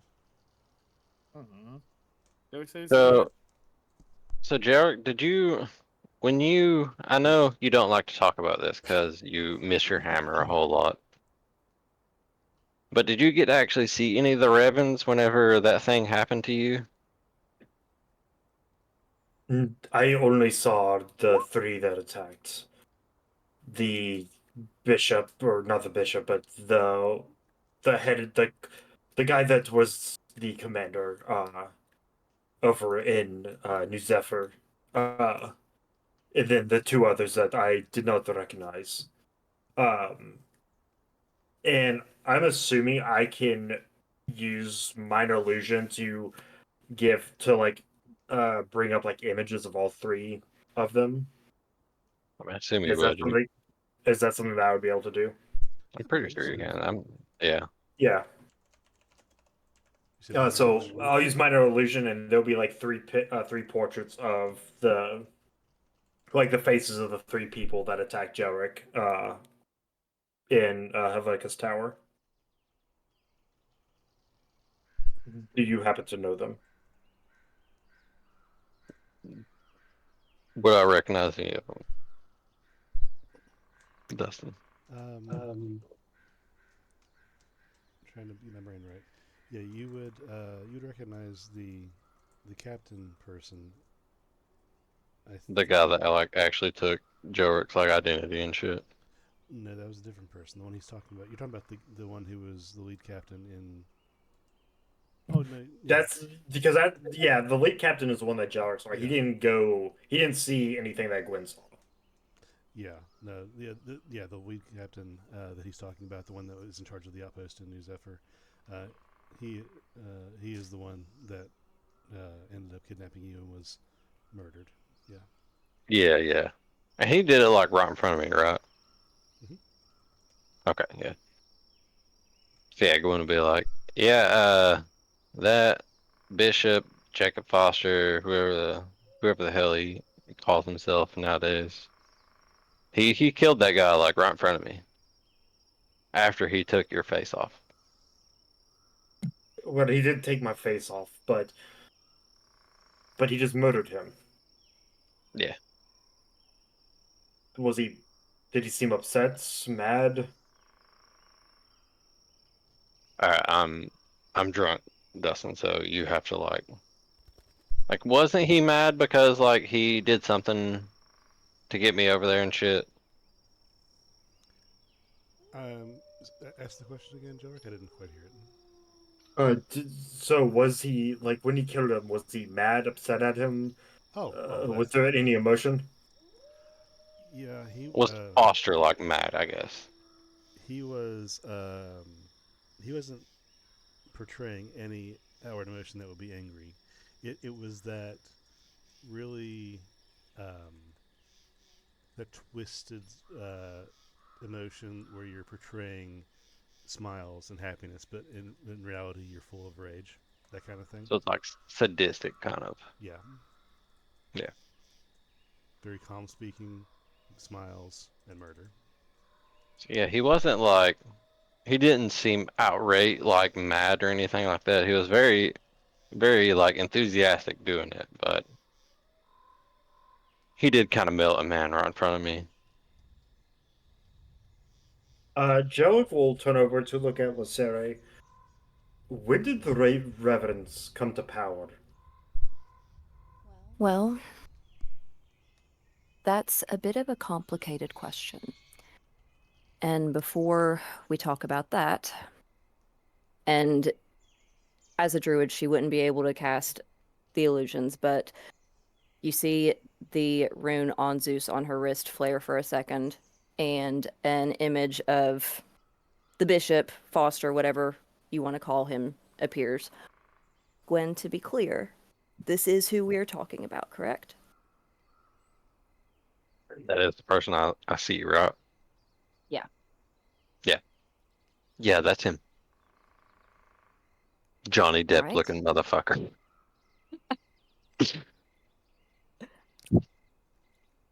So he goes by the bishop now, and he is the one that the Revens all report to.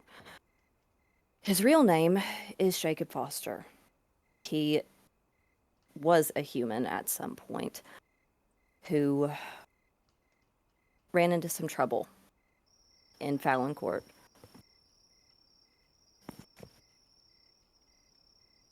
From what I understood, he was a necromancer who was,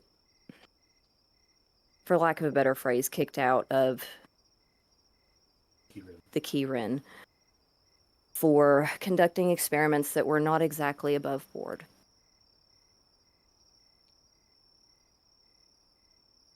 He then spent a few decades sequestered in a cabin in the northern Rowanwood before Vorik and Pell and Ugbor and the rest got their hands on him, we'll say. And then he disappeared for a while. Until about 2 years later, about 2 years after we had taken the crown, there were some issues in the house that he had abandoned. And Vorik, your party went into the cottage. Weren't there clone jars? There was, yes. Yep. There was like, so if I remember correctly, and forgive me, this was like 2 years ago. I'm pretty sure there was like 3 broken clone jars, and there was like 1 that wasn't broken. But this is pale thinking, and this is like 2 years ago or something like that. I'm pretty sure that's how it was. That's right. So even though he was dead, we knew he hadn't actually disappeared.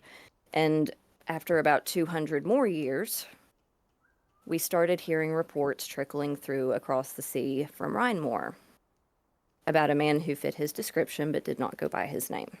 And it wasn't until recently, at the gala at the Boumier estate, that we realized for certain that that was indeed still Jacob Foster, come back to haunt us.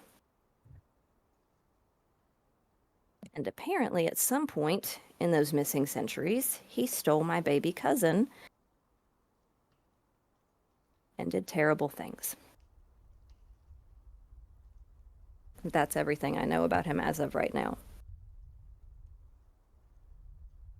So you keep killing him, he keeps coming back. I know Uncle Pell told me a story one time. They they all fought him in some like lava cavern or something like that. And and apparently they killed him. And he came back like almost immediately afterwards in like a new clone form body or something like that. Naked, as a matter of fact. Yeah, naked. I'm pretty sure it was that, yeah.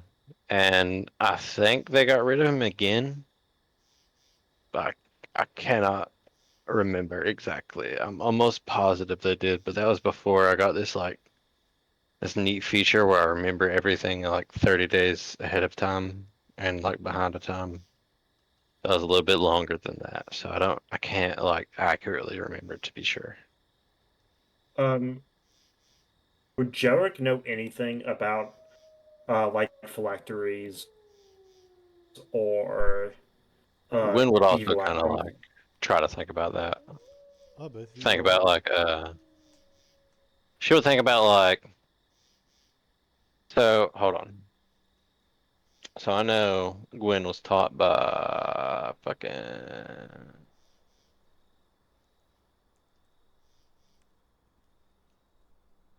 I know I was taught by like Neil and Perthana.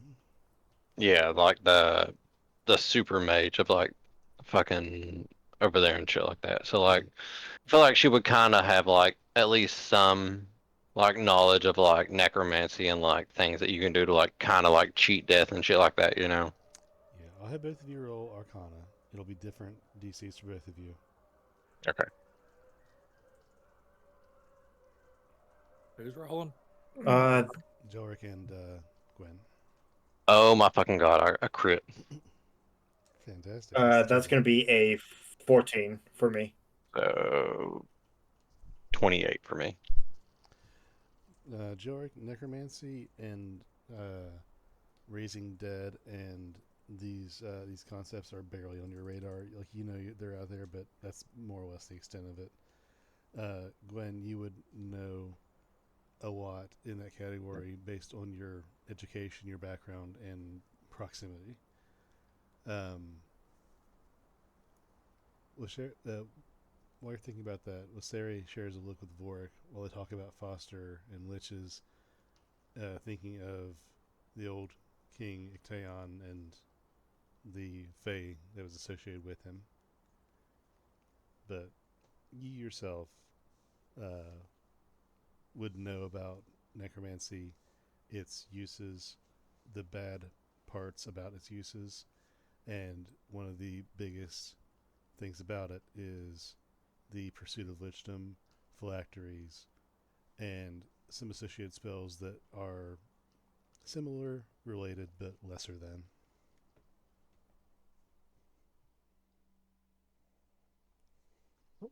So do we think you like became a lich or some shit now?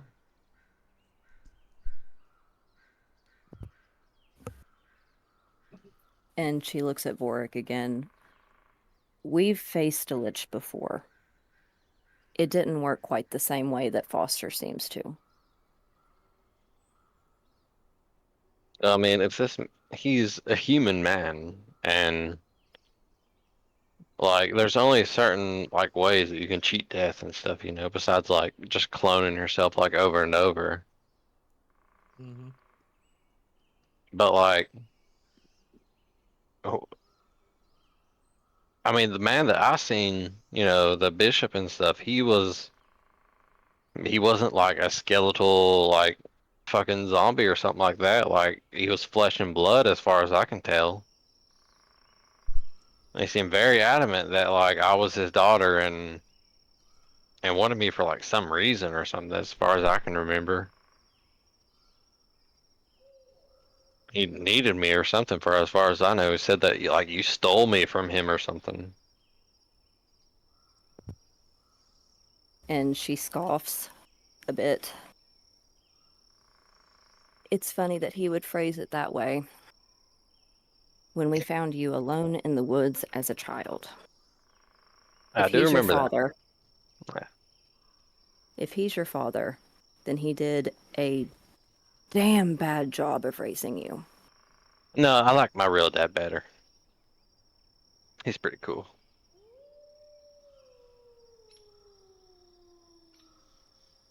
And she like obviously meant like fucking. I have to look up the name. Torin's the dad. Dorn is not my dad. Yeah, Your y'all are adopted sitting dad. there talking about ways to cheat dad. Darion, yeah. Darion's my papa. That's my dad, not a fucking Johnny Depp looking motherfucker. Yeah, the topic of clone jars and things, Vorik would be, in the know about that, having found a couple of those along his route, doing missions in Phelan's Court, having destroyed the few that he found.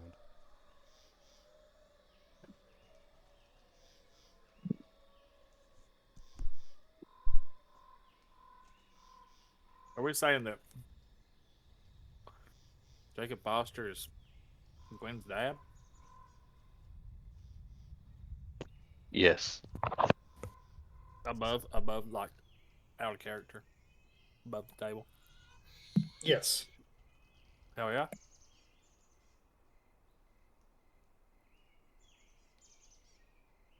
Motherfucker still haunts us.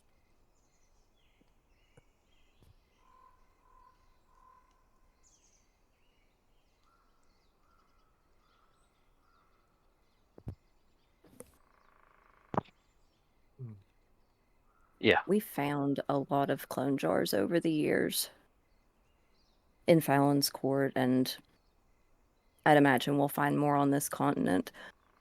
If he's not a lich, then I don't even know how many of those he has to have made to have survived this long as a human. Dustin, I got a defeat for you. I got two of them. Well, I got a third one. Whenever we God. run into him, you have to do the actual voice that was done for him. Bro, if he can remember that, then I and have it on fucking video. cool. Okay, yeah, you do. That's cheating. You can't really do that. You gotta like remember it from fucking memory. He has keen mind. Ah, fuck. The DM has keen mind. You don't have to take notes no more. Fuck. Is there anything else you guys wish to discuss as the evening winds down?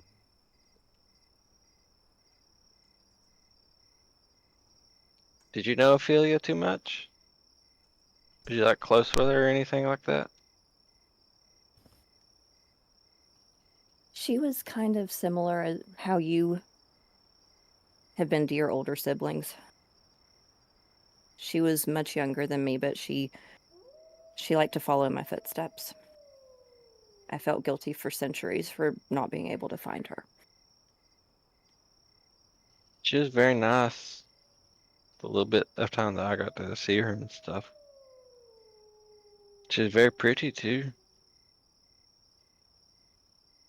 Knowing what we know now, and she stops and she kind of just looks at Gwen's face for a minute and reaches out to touch her cheek.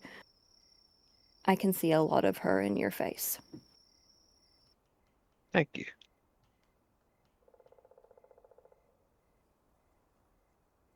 I like to think she was a good person. I don't want to think that I'm like my dad or anything like that. No, you're not. You're very, very much like Ophelia. I also want to think I'm like you a little bit. Well, I'd be honored. Did I do bad tonight, Mom?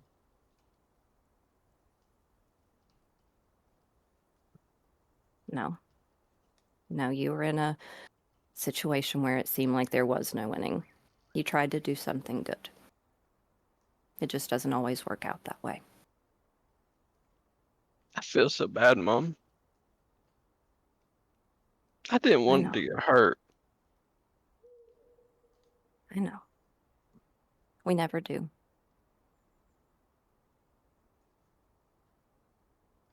Like I said, it doesn't get easier, but you learn ways to cope.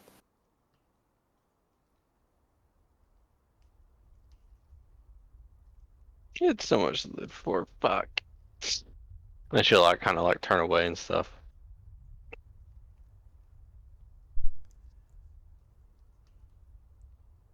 Is there anything else you guys wish to speak about?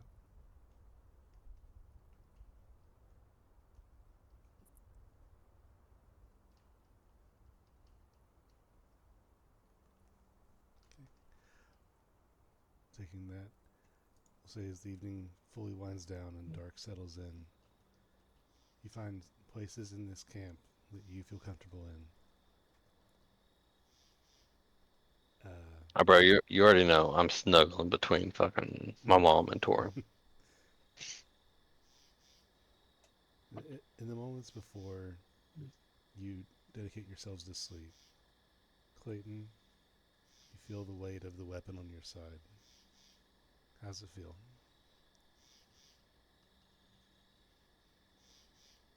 Um, Cold. I suppose not really all that much heavier than it was before.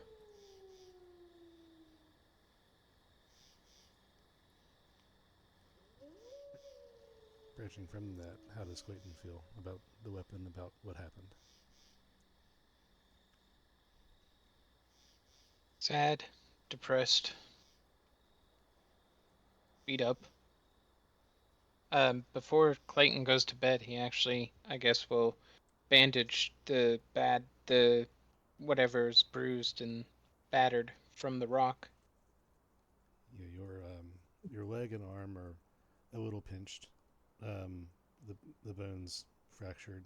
Nothing too bad. You're able to splint the two fingers on your left hand that are feeling the worst, with help uh,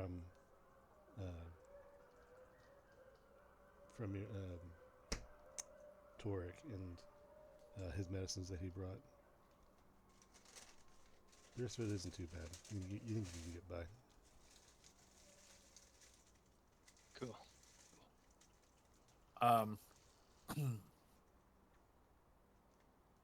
Warwick don't have to sleep, so I'm just gonna stay up and watch all night. But if I see Clayton over there bandaging things, I'm gonna go take him a potion.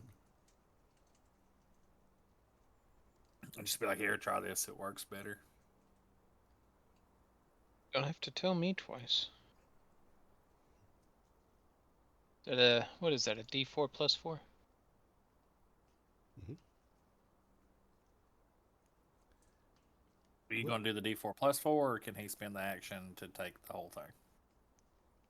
Yeah, we'll do the whole thing. So it'd be 8 points of healing. All right.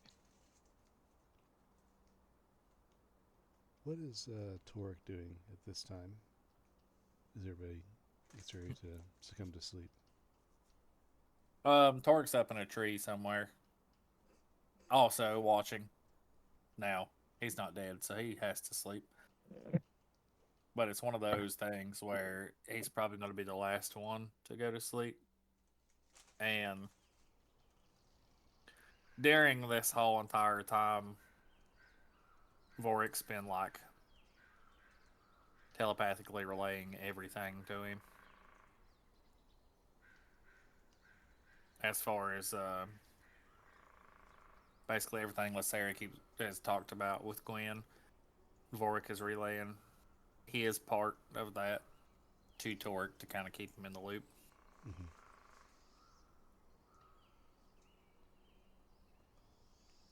Joeric, he sees the whole campsite going on as best they can, and Theon group absorbing your party easily for the night. There's been a lot of processing and quiet thought, and as Joeric gets as comfortable as he lets himself be, how does Joeric feel? Exhausted, tired, drained. At this point through the night, it's still like I didn't know Nero, but the fact that someone was in the group and is now no longer alive hits him a bit hard. And as everyone's kind of lying down or getting ready, he's already lying in one of his spots as he uh, does a illusion of uh, oh my god, I literally had it. Noel's image, Mm-hmm. and just stares at it. Not really saying anything. The mall with some of the already being kind of marked into with the artesian tools or the artisan tools.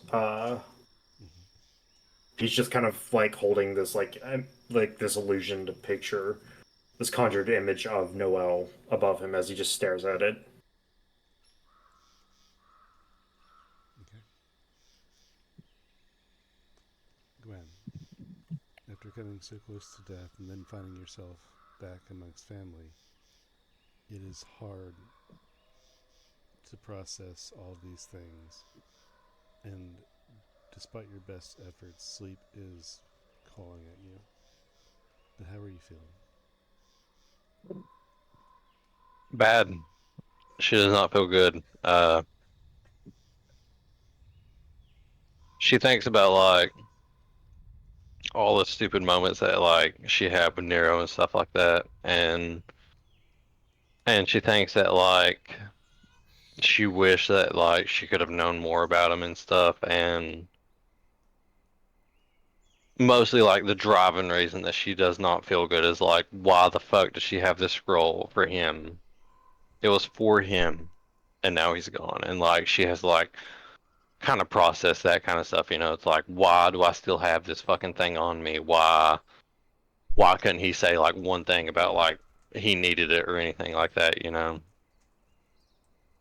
And honestly, she just feels a ton of survivor's guilt. Like, she does not feel good that, like, he is gone and that she's still here. And that she's still here because of him. Knowing that, you do have the scroll. It is on your person along with Nero's supplies and the egg that he was carrying. You will have to turn this scroll in to the Draconic Conclave as part of your quest to get the next echo. And your group was granted leave to use it once.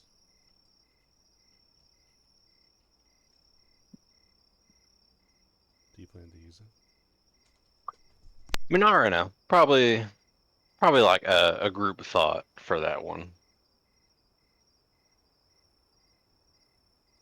She would think about it and be like, no, not tonight. And then just kind of like try to go to sleep, but then be racked with horrible nightmares of Nero propping a rock up while he gets crushed and she does not.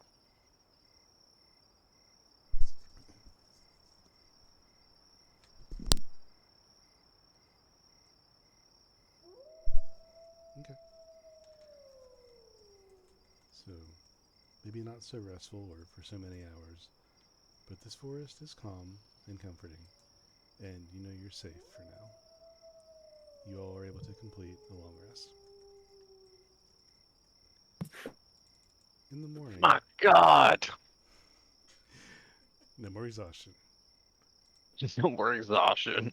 In the Hey, morning, Nero's no longer exhausted at all. He's forever exhausted. there was a private message sent to Channing, please, if you could look at that. But in the morning, Kaylin announces plans to go to Bullis Outpost and asks if you guys are coming with them. She says, "Where's that?" while she's looking at her spells for the day. She's like going through her spell book. Say, Gwen, I didn't understand it. Sorry.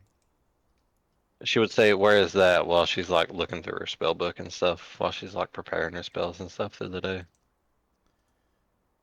He would That's bright. show you on the map that it's a little bit past where the fortress is that would be the nearest portal, the ones that you guys came to enter the Deadwood.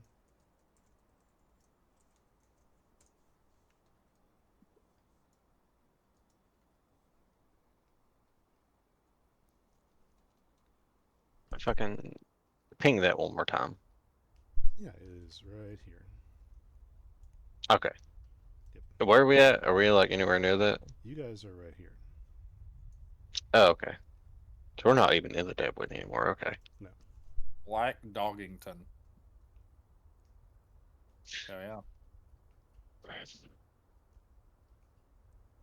So do we have to go back to the Deadwood? We have to like turn the scroll in, right? Or no, we have to turn that scroll into the dragons over in. They're over towards the east. Yeah, to the left. Yeah. I guess that's a question. Towards the It west. looks. Is there a gate nearby? I mean, we can go to that fort. I think that's closest. That is true.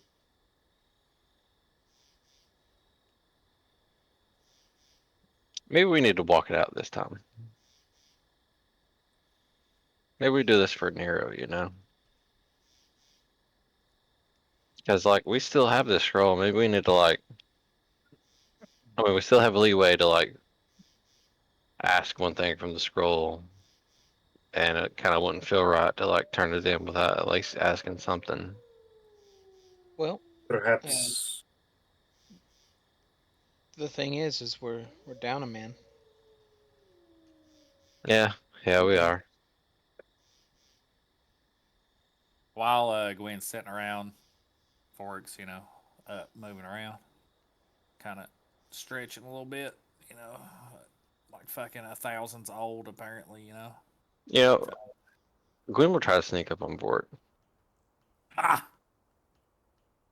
She would. She know that's what he taught her, so she's gonna try to do that like one time during camp and shit. Gwen, Have at it. sneak check, Vork, passive perception. Ah, fuck. Fork has blind sense. With my hearing, I can locate hidden or invisible creatures that are within 10 feet of me. Okay, she's got a dirty 20 on sneak. My passive is an 18. Okay. You can sense them if you could perceive them. Gwen is able to very silently move up to you, and while your attention is slightly diverted, Gwen, you're actually able to goose Vorik. I'm gonna like do the tickling his sides and shit. Caught you lacking, ha ha ha. When she does that, he's going to use psychic veil, and I just go invisible. How are you supposed to protect my mom like this? I'm dependent on you.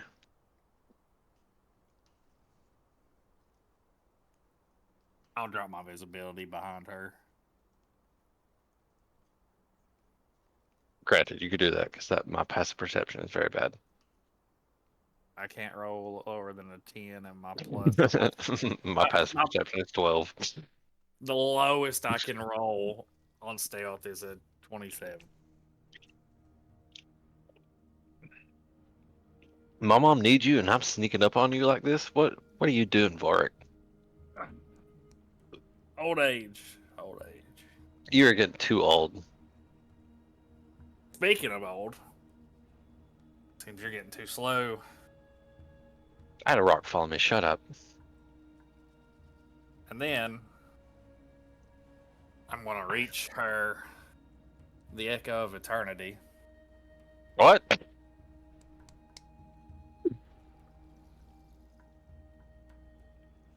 What the fuck is this? How do you have this? Let's just say you may have dropped that somewhere and somebody else may have picked it up. Okay, thank you. Is it like one I already had? Yeah, Gwen, this is Yep. this is the Orb of Mechanus, the one that you took from Helvetica. Fuck, I need to put this stuff in my inventory, dude, for real. I do not have it in my inventory. Well, where the fuck did you get that at?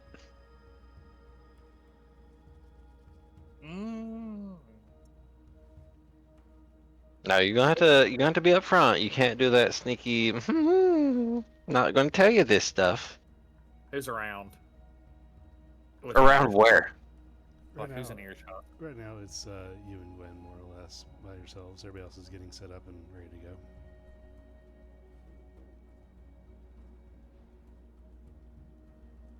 Okay, tell me. Nobody's around. Tell me right now. You know I don't like to lose stuff, Vorik. You may not have lost it. You may have. Oh, so you stole it from me, right? I did. Whatever. What was old fuckhead's name?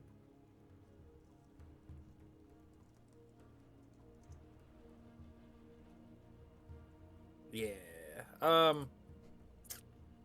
Let's just say the other party that was there with you may have acquired it. What the fuck did I get in my bag? Maybe But that I was like T-posing for like a session or something like that, you know. nobody else in earshot other than us two, right? That's correct. It was on Raphael's person. How did you come about this? Let's just say the person is no longer a person. Well, kind of bad news because the people they work for, or the dude they work for, is a pretty cool guy. Well, now he doesn't have to pay them. I guess, should I say the rock fell on them? I mean, you can say what you want. I mean, I don't know. I was kind of dead at that point in time. The Sphinx killed him. A rock There we fell go. on him. Yeah, how things work. There's no way to really tell what happened. They had it on them. Yes. Hmm. So who's getting slow? I guess I am.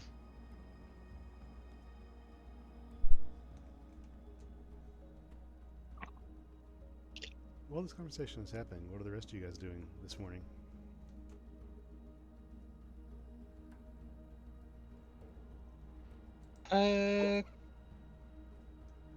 Clayton, I guess we'll be doing some morning calisthenics, stretches, things like that.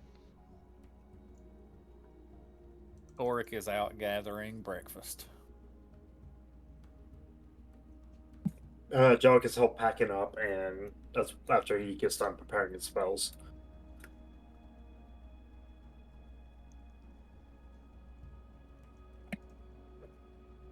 After breakfast and everything gathered and collected, Kaylin just announces, well, I guess it's time to move on.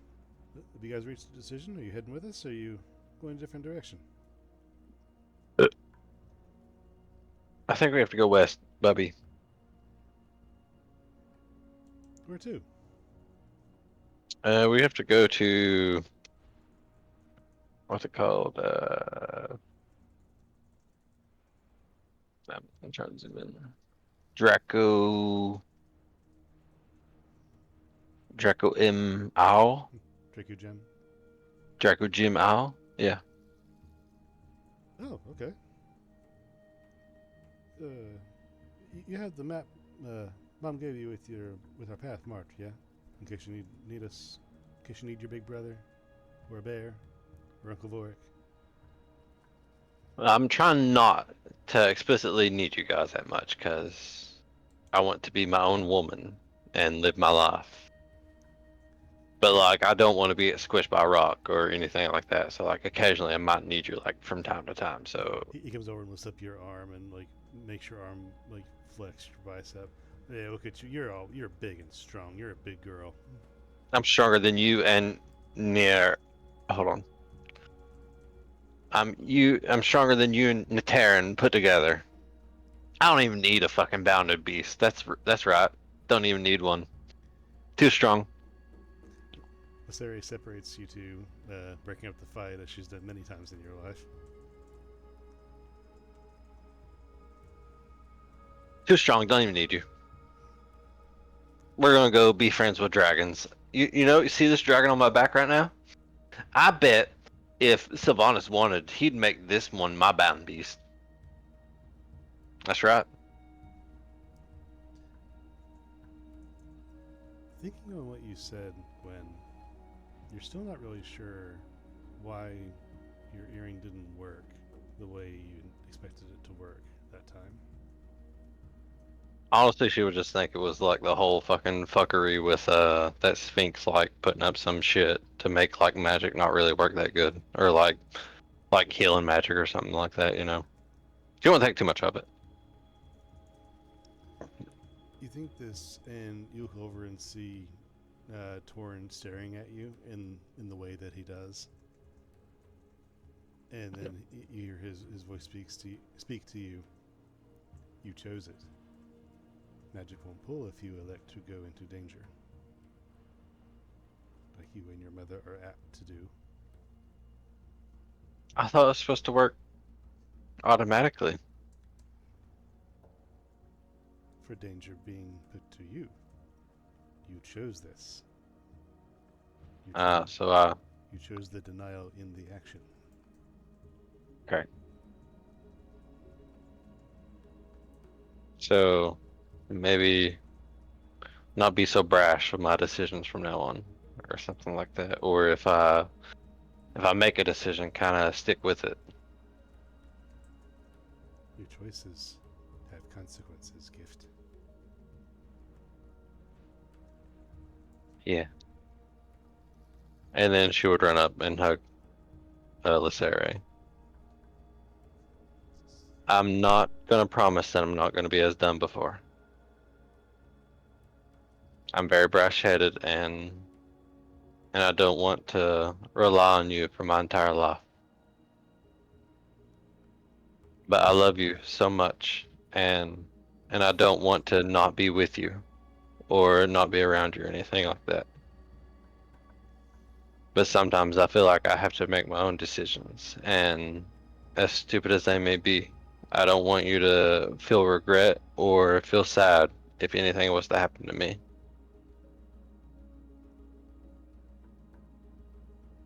I would still love to get protected by you no matter what. I would fucking take it in a heartbeat. But if for some reason you do not feel me like pull or call onto you from this like earring that you gave me, then I don't want you to feel bad if anything was to happen to me.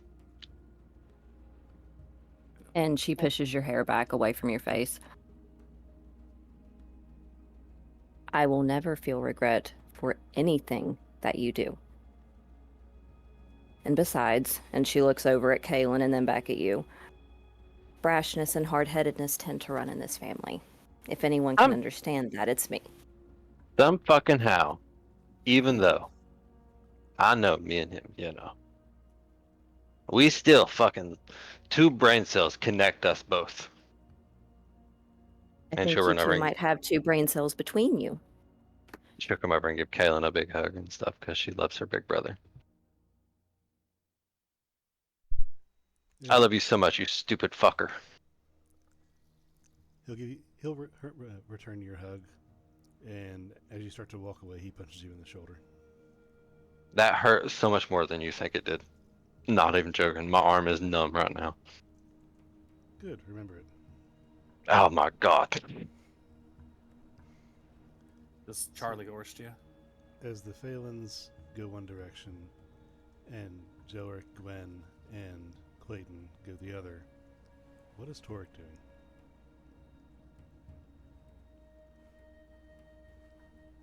Well, Torque was making breakfast, but I guess he's like, "Oh fuck me, I guess, guys. You got shit to go off the pot, bub. That's Hey, fine."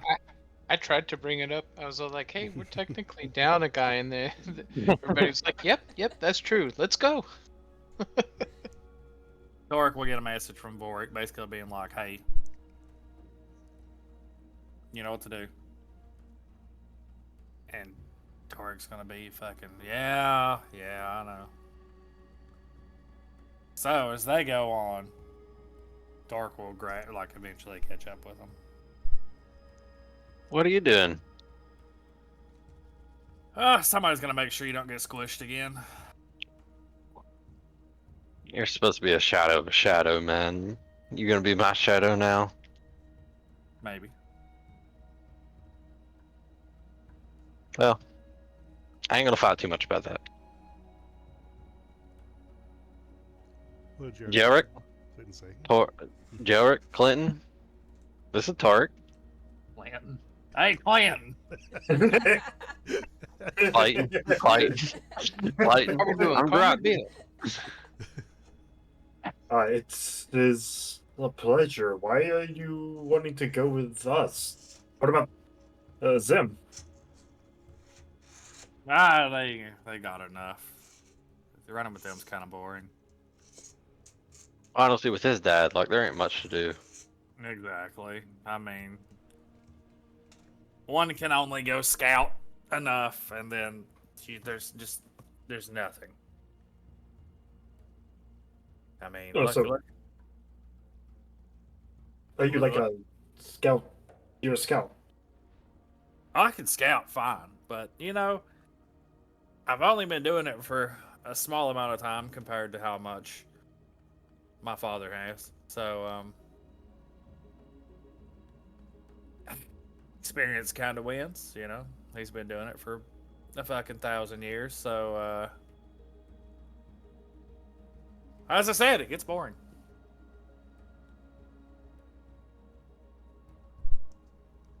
Have you ever tried to play hide and seek with an invisible guy? I have. Can't say that I have. It's not very fun. Just think that every day. It's usually just you seeking a whole lot. Uh-huh.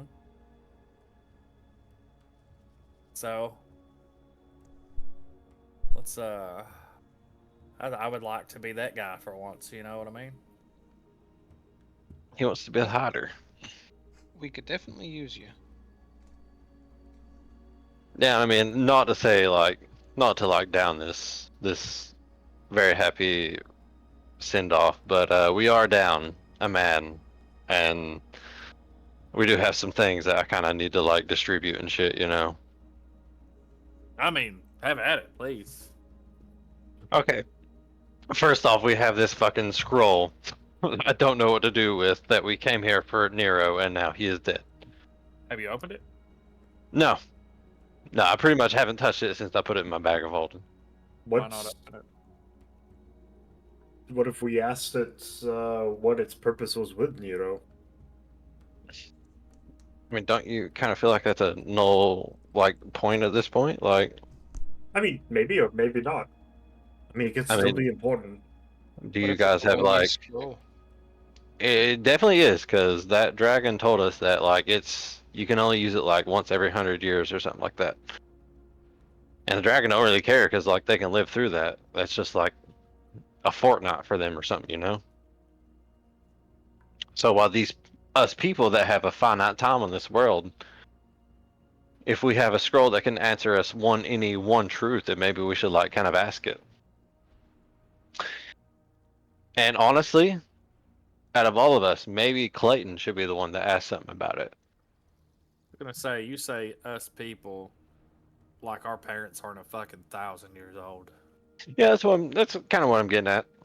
I don't really know Joe's parents that much, but I know mine and yours are super fucking old, so I've kind of learned a whole lot of things in this time, and I've had a couple experiences in these past few weeks, so I know at least a little bit.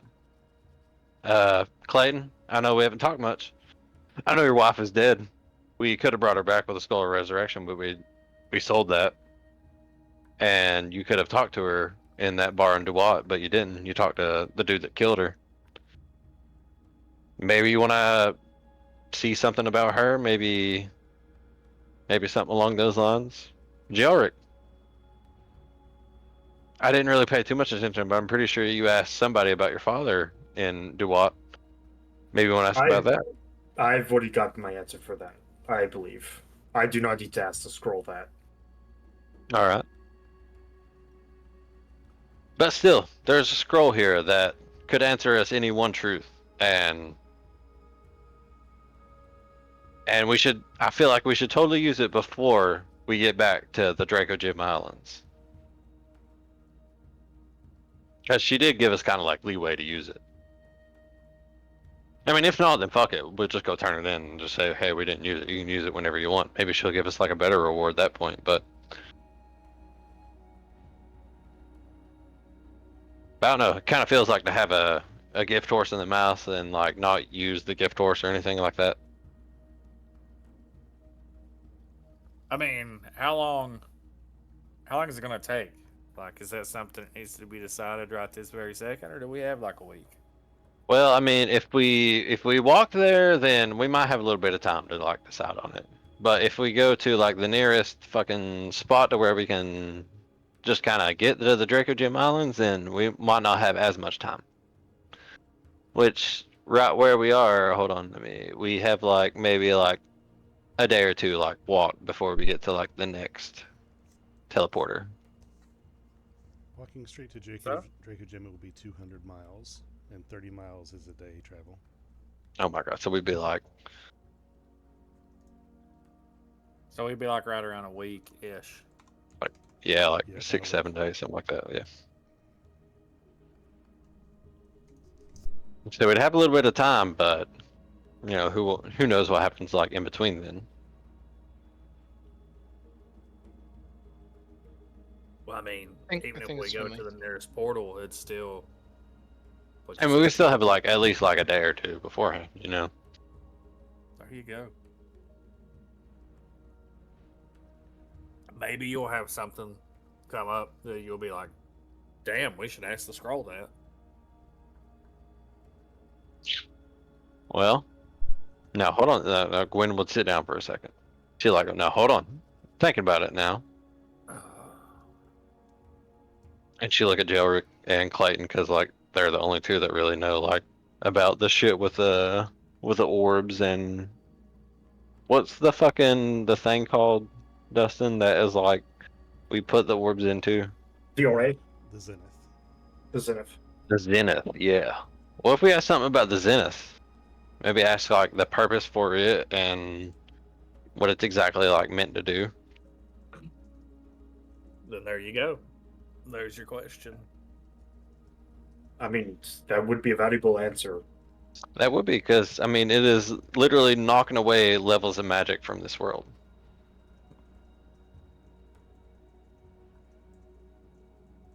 Yeah, I think that's probably a good one. You think that's a good one? Yeah, I think so.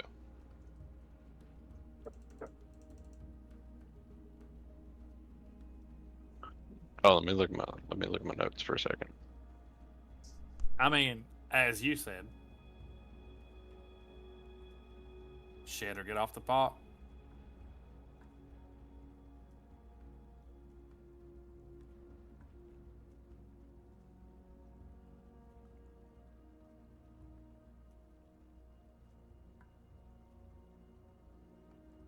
Mm.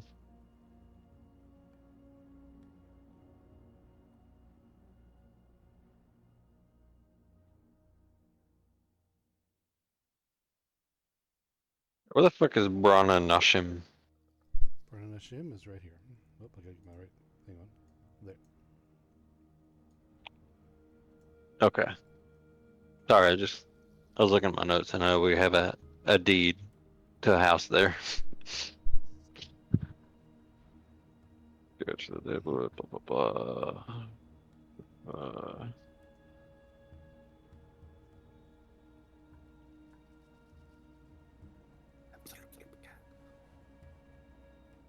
Set of keys. There are 3 guardians. Jormungandr, one of the guardians, Lois.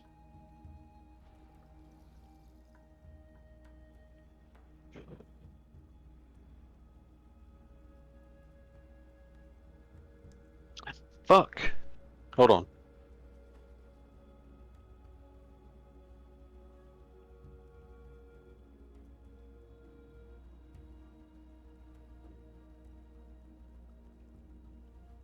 I feel like this is just me asking, but wasn't there supposed to be a fucking an orb in Overgate? Say again. So wasn't there supposed to be an orb in Overgate? Overgate has a purple circle on it because it was a point of interest that Noel marked. Yeah, It was just I think that's yeah, because like I was looking at my notes. It's like places of high interest. The Quim Monastery, Oct, Octop, Oxyphilia. Octof. Yeah, that one. Blackspire, Dracogem Isle, Overgate. Yeah, everything on the map right now displayed. If it has a purple circle, that was a point of interest that Noel marked on your guys' map that might hold information or maybe an echo of eternity. Okay. Sorry, I'm still trying to just like look through one of my fucking notes. Mm-hmm. Does anybody else have any input or thoughts about anything? Yeah, you guys might have to help me because my notes like they progressively get worse as I go through my shit. It's because you progressively obtained keen mind and said, "Fuck it." Not like I don't know, man. There's like some games where I'm like I do really good on my notes, but then some games I'm like fought people, Helvetica Behemoth God, shop the entire time. One game I just put need earring cover. So are you asking about like the what's in the points of interest or Or you Uh, where to go next and why, or Maybe because like I mean one of my notes is about like the zenith and stuff. A set of keys at the center of the zenith, 3 guardians, Jormungandr, one of the guardians of the west, defeat the guardian, obtain a blessing. Then it has like place of high interest, the monastery, Octa, whatever Justin said, Black Spire, Durka Gem Island, Overgate, Athenium. Athenium. Yep, good place to start, guarded by weird tech. So, And then like, bro, my notes just go so bad. They are all over the place. yeah, so you guys need to decide if you're using the scroll of truth, if you do, what to ask it, and then where to go next. If you're going straight to Jakku Gemile or otherwise. I feel like if we are to use the scroll, maybe ask it something about the Xenolith, maybe like about its purpose, maybe what it's supposed to like actually do instead of just eating the fucking world. what only does that when we attach the orbs to it though? Right now it's fair. I mean, it's dormant, correct? Well, I mean, dormant as dormant can be because we don't have any echoes of eternity on it. Actually, to quite the opposite. What you know right now is that it was dormant, and then the arrival of the recent transitors, being the blades, the warforged, and the blood of Vol. Both of those transiting to this world in search of whatever they're in search of. That influx of Arcana triggered the Zenith, and now it's ticking, and it's absorbing either Okay, so mana or so physical even if material. okay, so even if we don't, okay, because maybe I misunderstood. Because Okay, even if we don't, so I have to ask a question. Did we know that whenever we went to the Zenith and stuff that like it was triggered by them coming and shit? Yeah, Noel mentioned that. Okay. okay, so adding the orbs to the zenith does not necessarily stop magic being locked away. Then, No, or not I mean, rather, not adding them to the zenith would not stop no. magic honestly, being locked away. I didn't have that in my notes that like that was the thing that kind of triggered the Zenith and stuff. So like maybe Gwen would kind of think that like if they are, I mean, she knows that like at least the blades, like the fucking the like the Warforged and stuff, like they're not from like this world and shit, right? That's correct. Yeah. Angelic knows the blood of Vol. Yeah.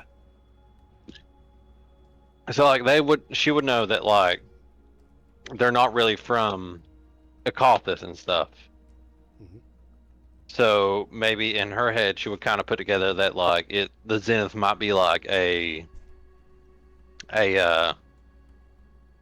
kind of like a fucking like automated response to that kind of shit, you know, like it would like automatically trigger if something was like not really from this world and was like triggering to like kind of defend against it and stuff, you know, hmm like white bullet cells and stuff like that. What is the one true weakness of the blades? I mean, fuck if we know, but We could ask it. I don't think that's the thing we want to ask it. I'm pretty sure enough fireballs will take care of any blade man.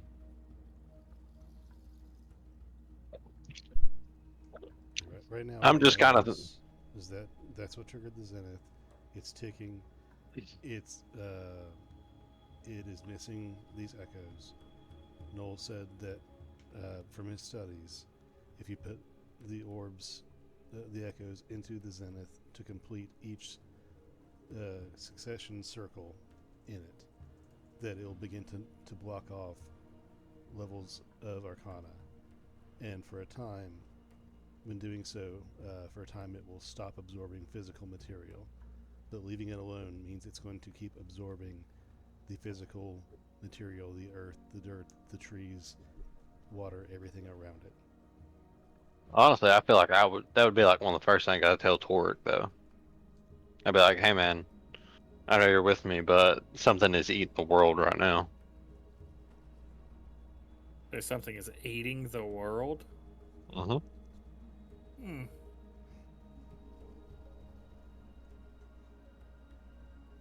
And we're trying to figure out why that is happening. Yeah, that seems like a good thing to figure out. Maybe that's the question you should ask the scroll. I mean, but kind of like sitting here talking about stuff, it didn't really happen until, Jarek had seen the blood of Vol, and I ended up seeing the Warforged that came from like some fucking weird different place. I feel like maybe that is in its like automated response to doing that. It sees like a set of power that is like not compatible with like this world or something like that, and it is like trying to get rid of that, So is that what we assume, or is that? I mean, that is the only thing we can really assume it right now. I Because know, I know for sure. yeah, there is definitely something that would tell us exactly, but maybe we should kind of like get our ducks in a row before we say that, Well, why don't we take the long route then? Buy ourselves more time to get our ducks in a row before we ask the question. Yeah, I mean, we got like, if we, because you don't really know this, but we can go to these like little gates that Wardy have set up around Rynemoore. And Jorik has a little pretty convenient way to get us around that. And we can get around Rynemoore pretty quick.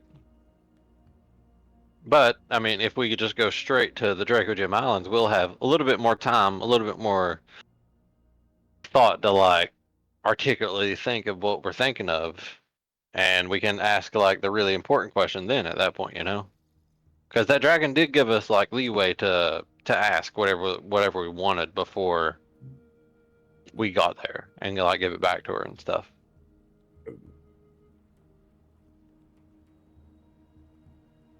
Speaking of, like, and she look at Clayton and Jorik.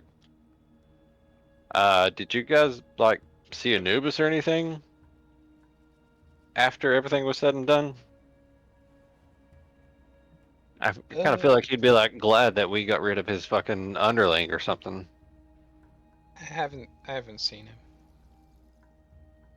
There was this No. weird moment right before I fell asleep where I was really aware of his I pistol. mean, Gwen was speaking about Gwen's the probably, pyramid, right?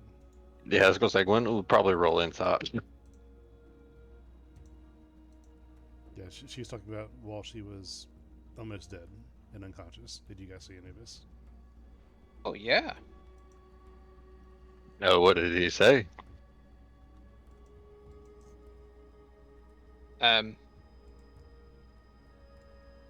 We did what we asked.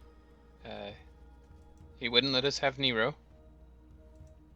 Granted, yeah, kind of that is his domain. I think more or less he has claimed Overgate and Duat for himself. Yeah. What happened? He kind of appeared. Helvetica appeared. What? Yeah. What Helvetica happened showed there? up. So like, Helvetica showed up. Helvetica was considering resurrecting Nero, Mm-hmm. but that wasn't going to work out because Anubis, I guess, sensed that the Sphinx had died, and so All right. came to claim Overgate. Yeah. and he curb stomped Helvetica. Good. Probably should have. You don't just aspire to godhood and just say that you can claim a fucking region for your own self, you know? Yeah. What happened then?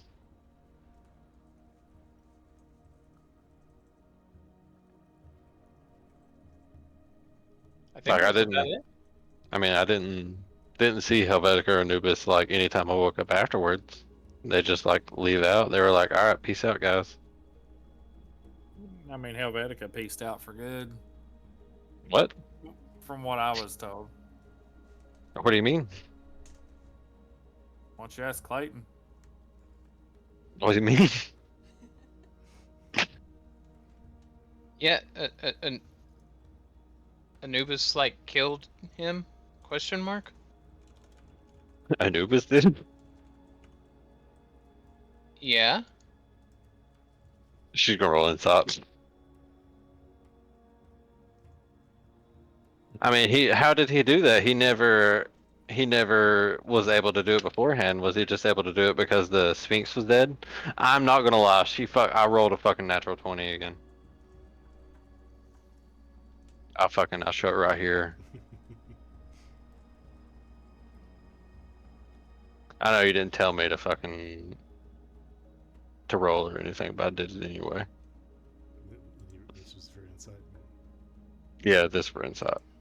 So it's like a 22 because I don't have fucking very high insight.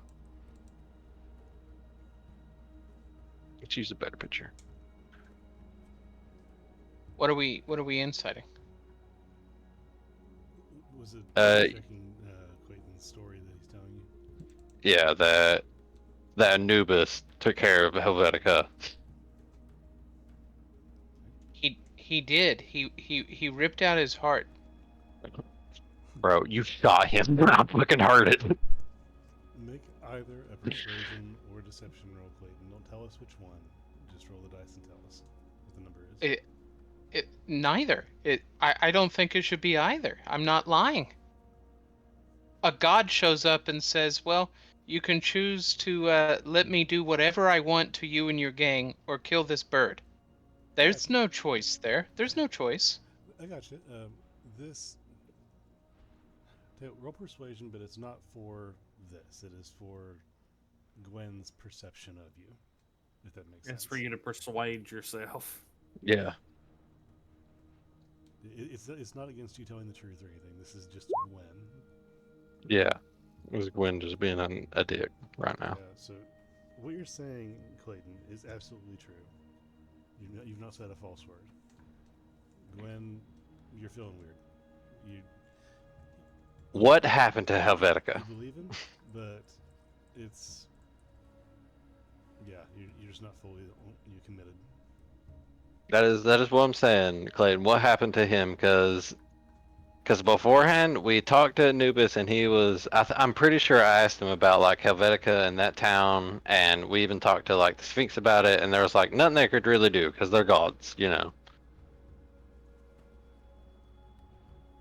I'm not saying that anything that you did was bad or anything, but I just want to say what the fuck happened to him, because fucking I would have done the same fucking thing. When Anubis killed him. With what? What does he do? His hands.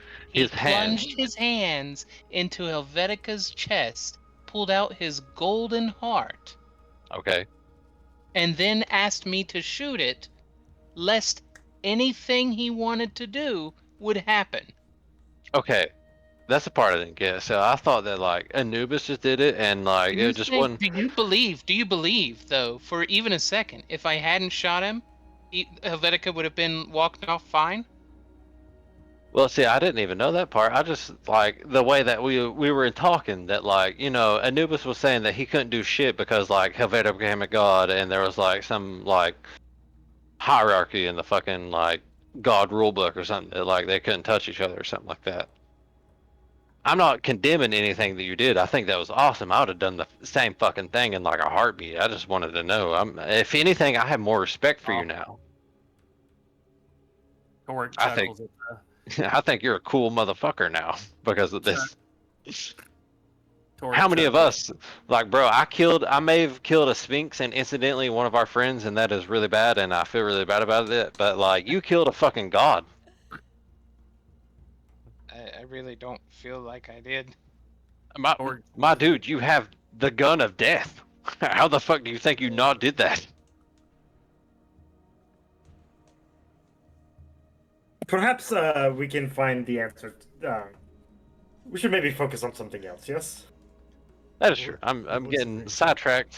Try not to think that I have survivor's guilt, and I don't want to think about Nero right now because I will just be inconsolably sad. So I was trying to do anything to not think about that. Torque was chuckling at the thought of her saying she would do the exact same thing in a heartbeat, and the fact that like it shot his heart. Puns.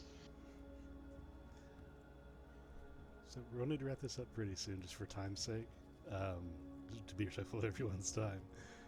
So from a DM perspective, I would ask if you guys could at least tell us or make a decision on where you're going, so I can prepare, and if you're doing anything with the scroll now or later. I kind of feel like that depends on where we're going. Well, so I think we want to go to. I mean, we do want to go to Drecka Jim Isles I eventually. mean, we are going there. I feel like that is Yeah. like where we have to deliver the scroll to. But do we want to take like the long way, or do we want to go like the short way and just teleport there? I don't think we need to tell. Okay. Let's see the short way. Where is the closest teleporter? Like, hold on. You guys are. It'd be like that fort right there. Mm-hmm. Oh well, that's a bummer. We could have we could have easily followed Sari and the gang. Yeah, but I mean we can go left, and we've said it'd probably be like about a week or something like that. But we'd get to the Draco Gym Island that way. Yeah, maybe we walk. That's my phone. Yeah, I'm down for that. Yeah, let's walk. I say as I ritual cast summon steed, and then immediately jump on my phantom horse and. Okay, so you guys are going to Drecka Jim Isle, but you're going the long way, right? Yes. Okay. So, here's what we're going to do in that case. We're going to cut to Drecka Jim Isle right now and address that. And then next time we'll come back and deal with the few things that happen on your way to Drecka Jim Isle, if that's fair.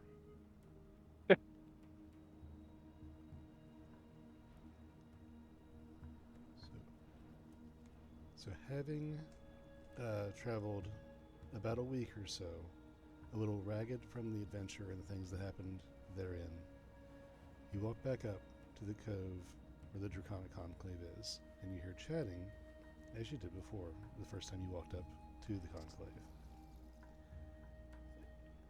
Let me switch to that then. Where is that? Yeah, here we go.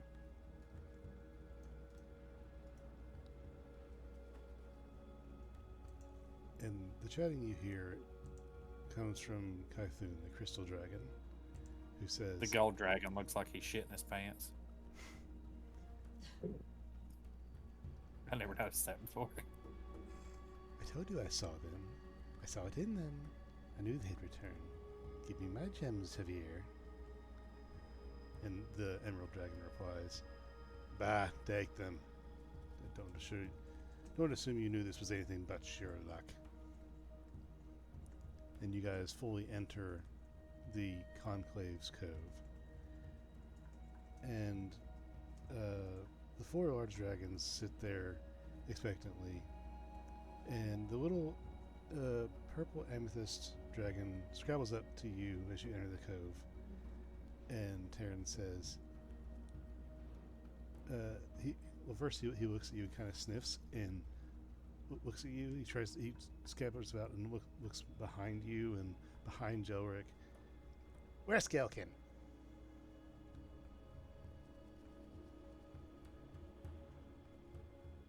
One more time. What was that? Where? Scalekin.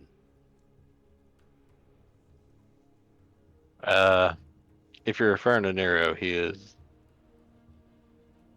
I don't have Draconic, so yeah, he's dead.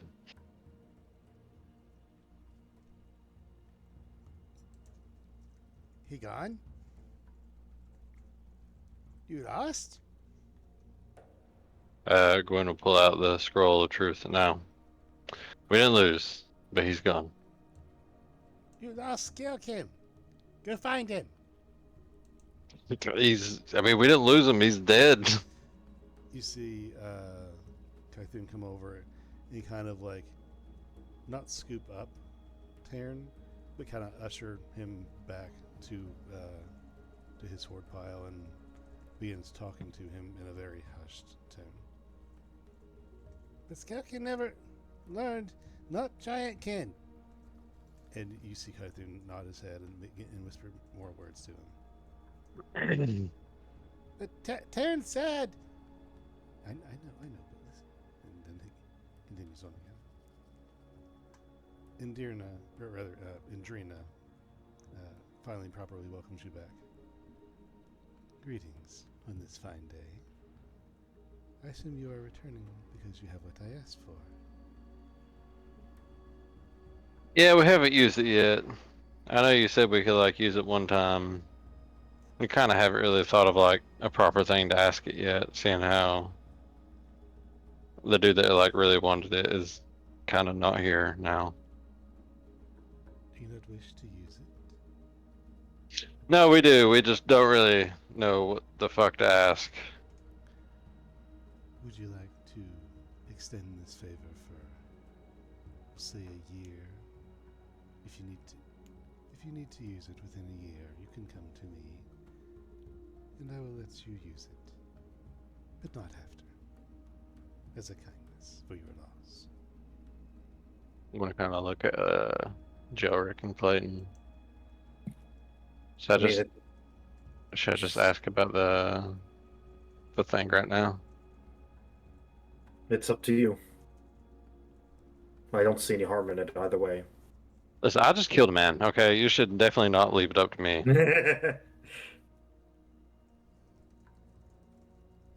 Clayton, do you know anything about your wife?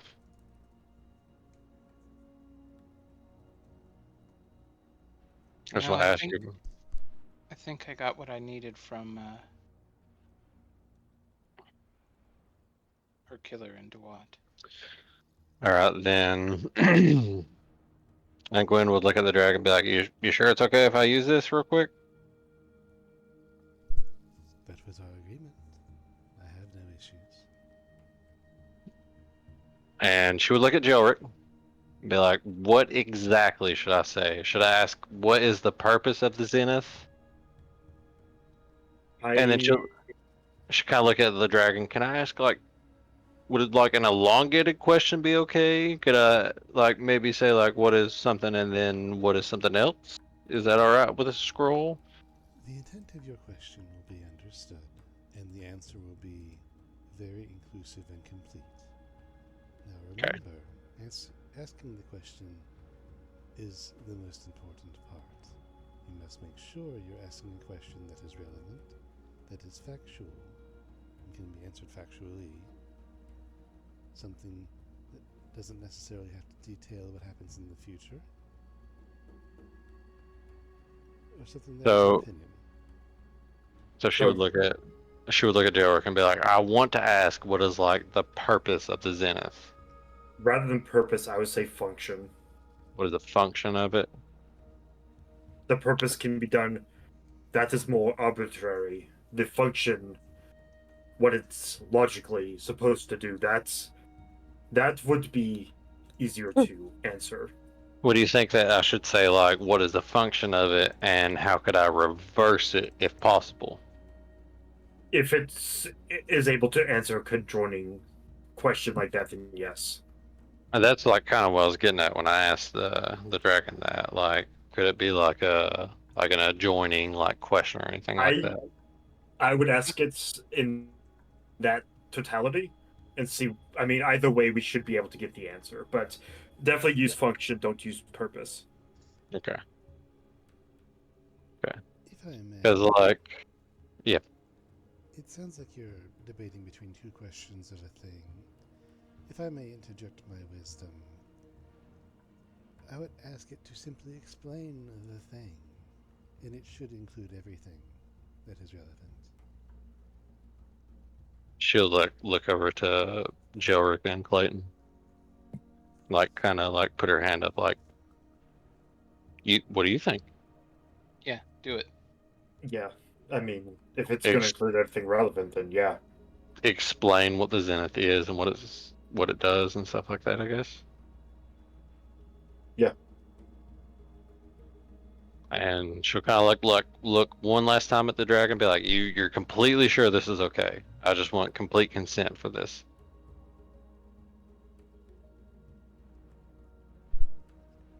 It says yes, and Gwen goes, "How do I kill all these dragons?" Right? How do I slaughter every dragon on fucking Akathis? Okay. But no, I mean, if the dragon's like, "Yeah, that's cool," then Gwen would pull out the scroll and be like, "What exactly is the Zenith?" And I hope that everything that I've said is kind of like translating to that right now, because I'm still, as I said, kind of drunk. You're doing good, bud. So what? You pull out the scroll, you look at it, and you ask it directly, "What exactly is the Zenith?" And I want you to type that in chat, please, so we have that for later. Now, before I top this is what we were saying, right? This is what you're saying. This is everybody else is saying this with me. What, are we all speaking together at the same time? Like Yeah, some weird, yeah, some like we're all weird saying sports this like thing? fucking like we're fucking chanting a spell or something like that. Okay. You have to hold hands while you chant.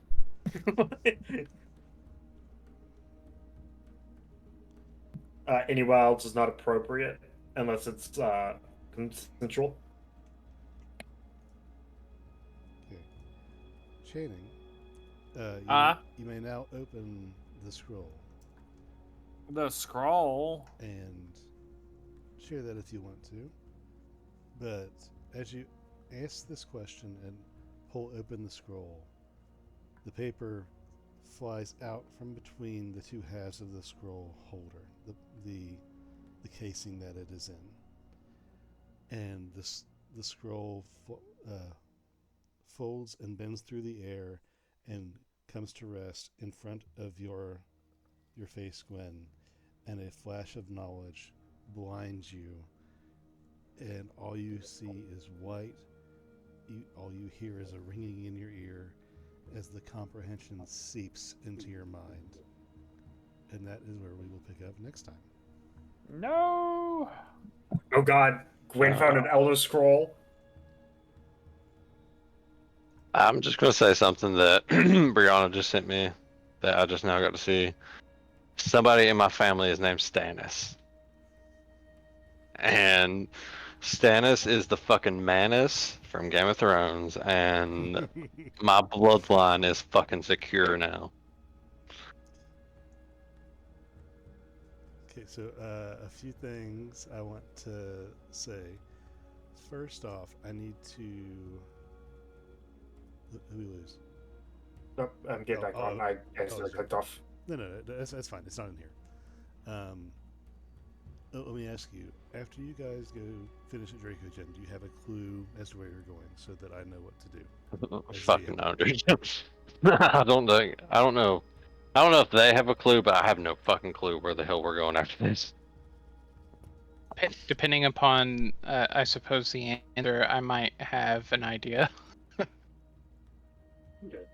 Then I'm on a plan for us to answer the question thoroughly in chat throughout, but sometime between now and next session, and then we can decide kind of in the in-character chat or just meta between games as to what's going to happen, so we know how to plan.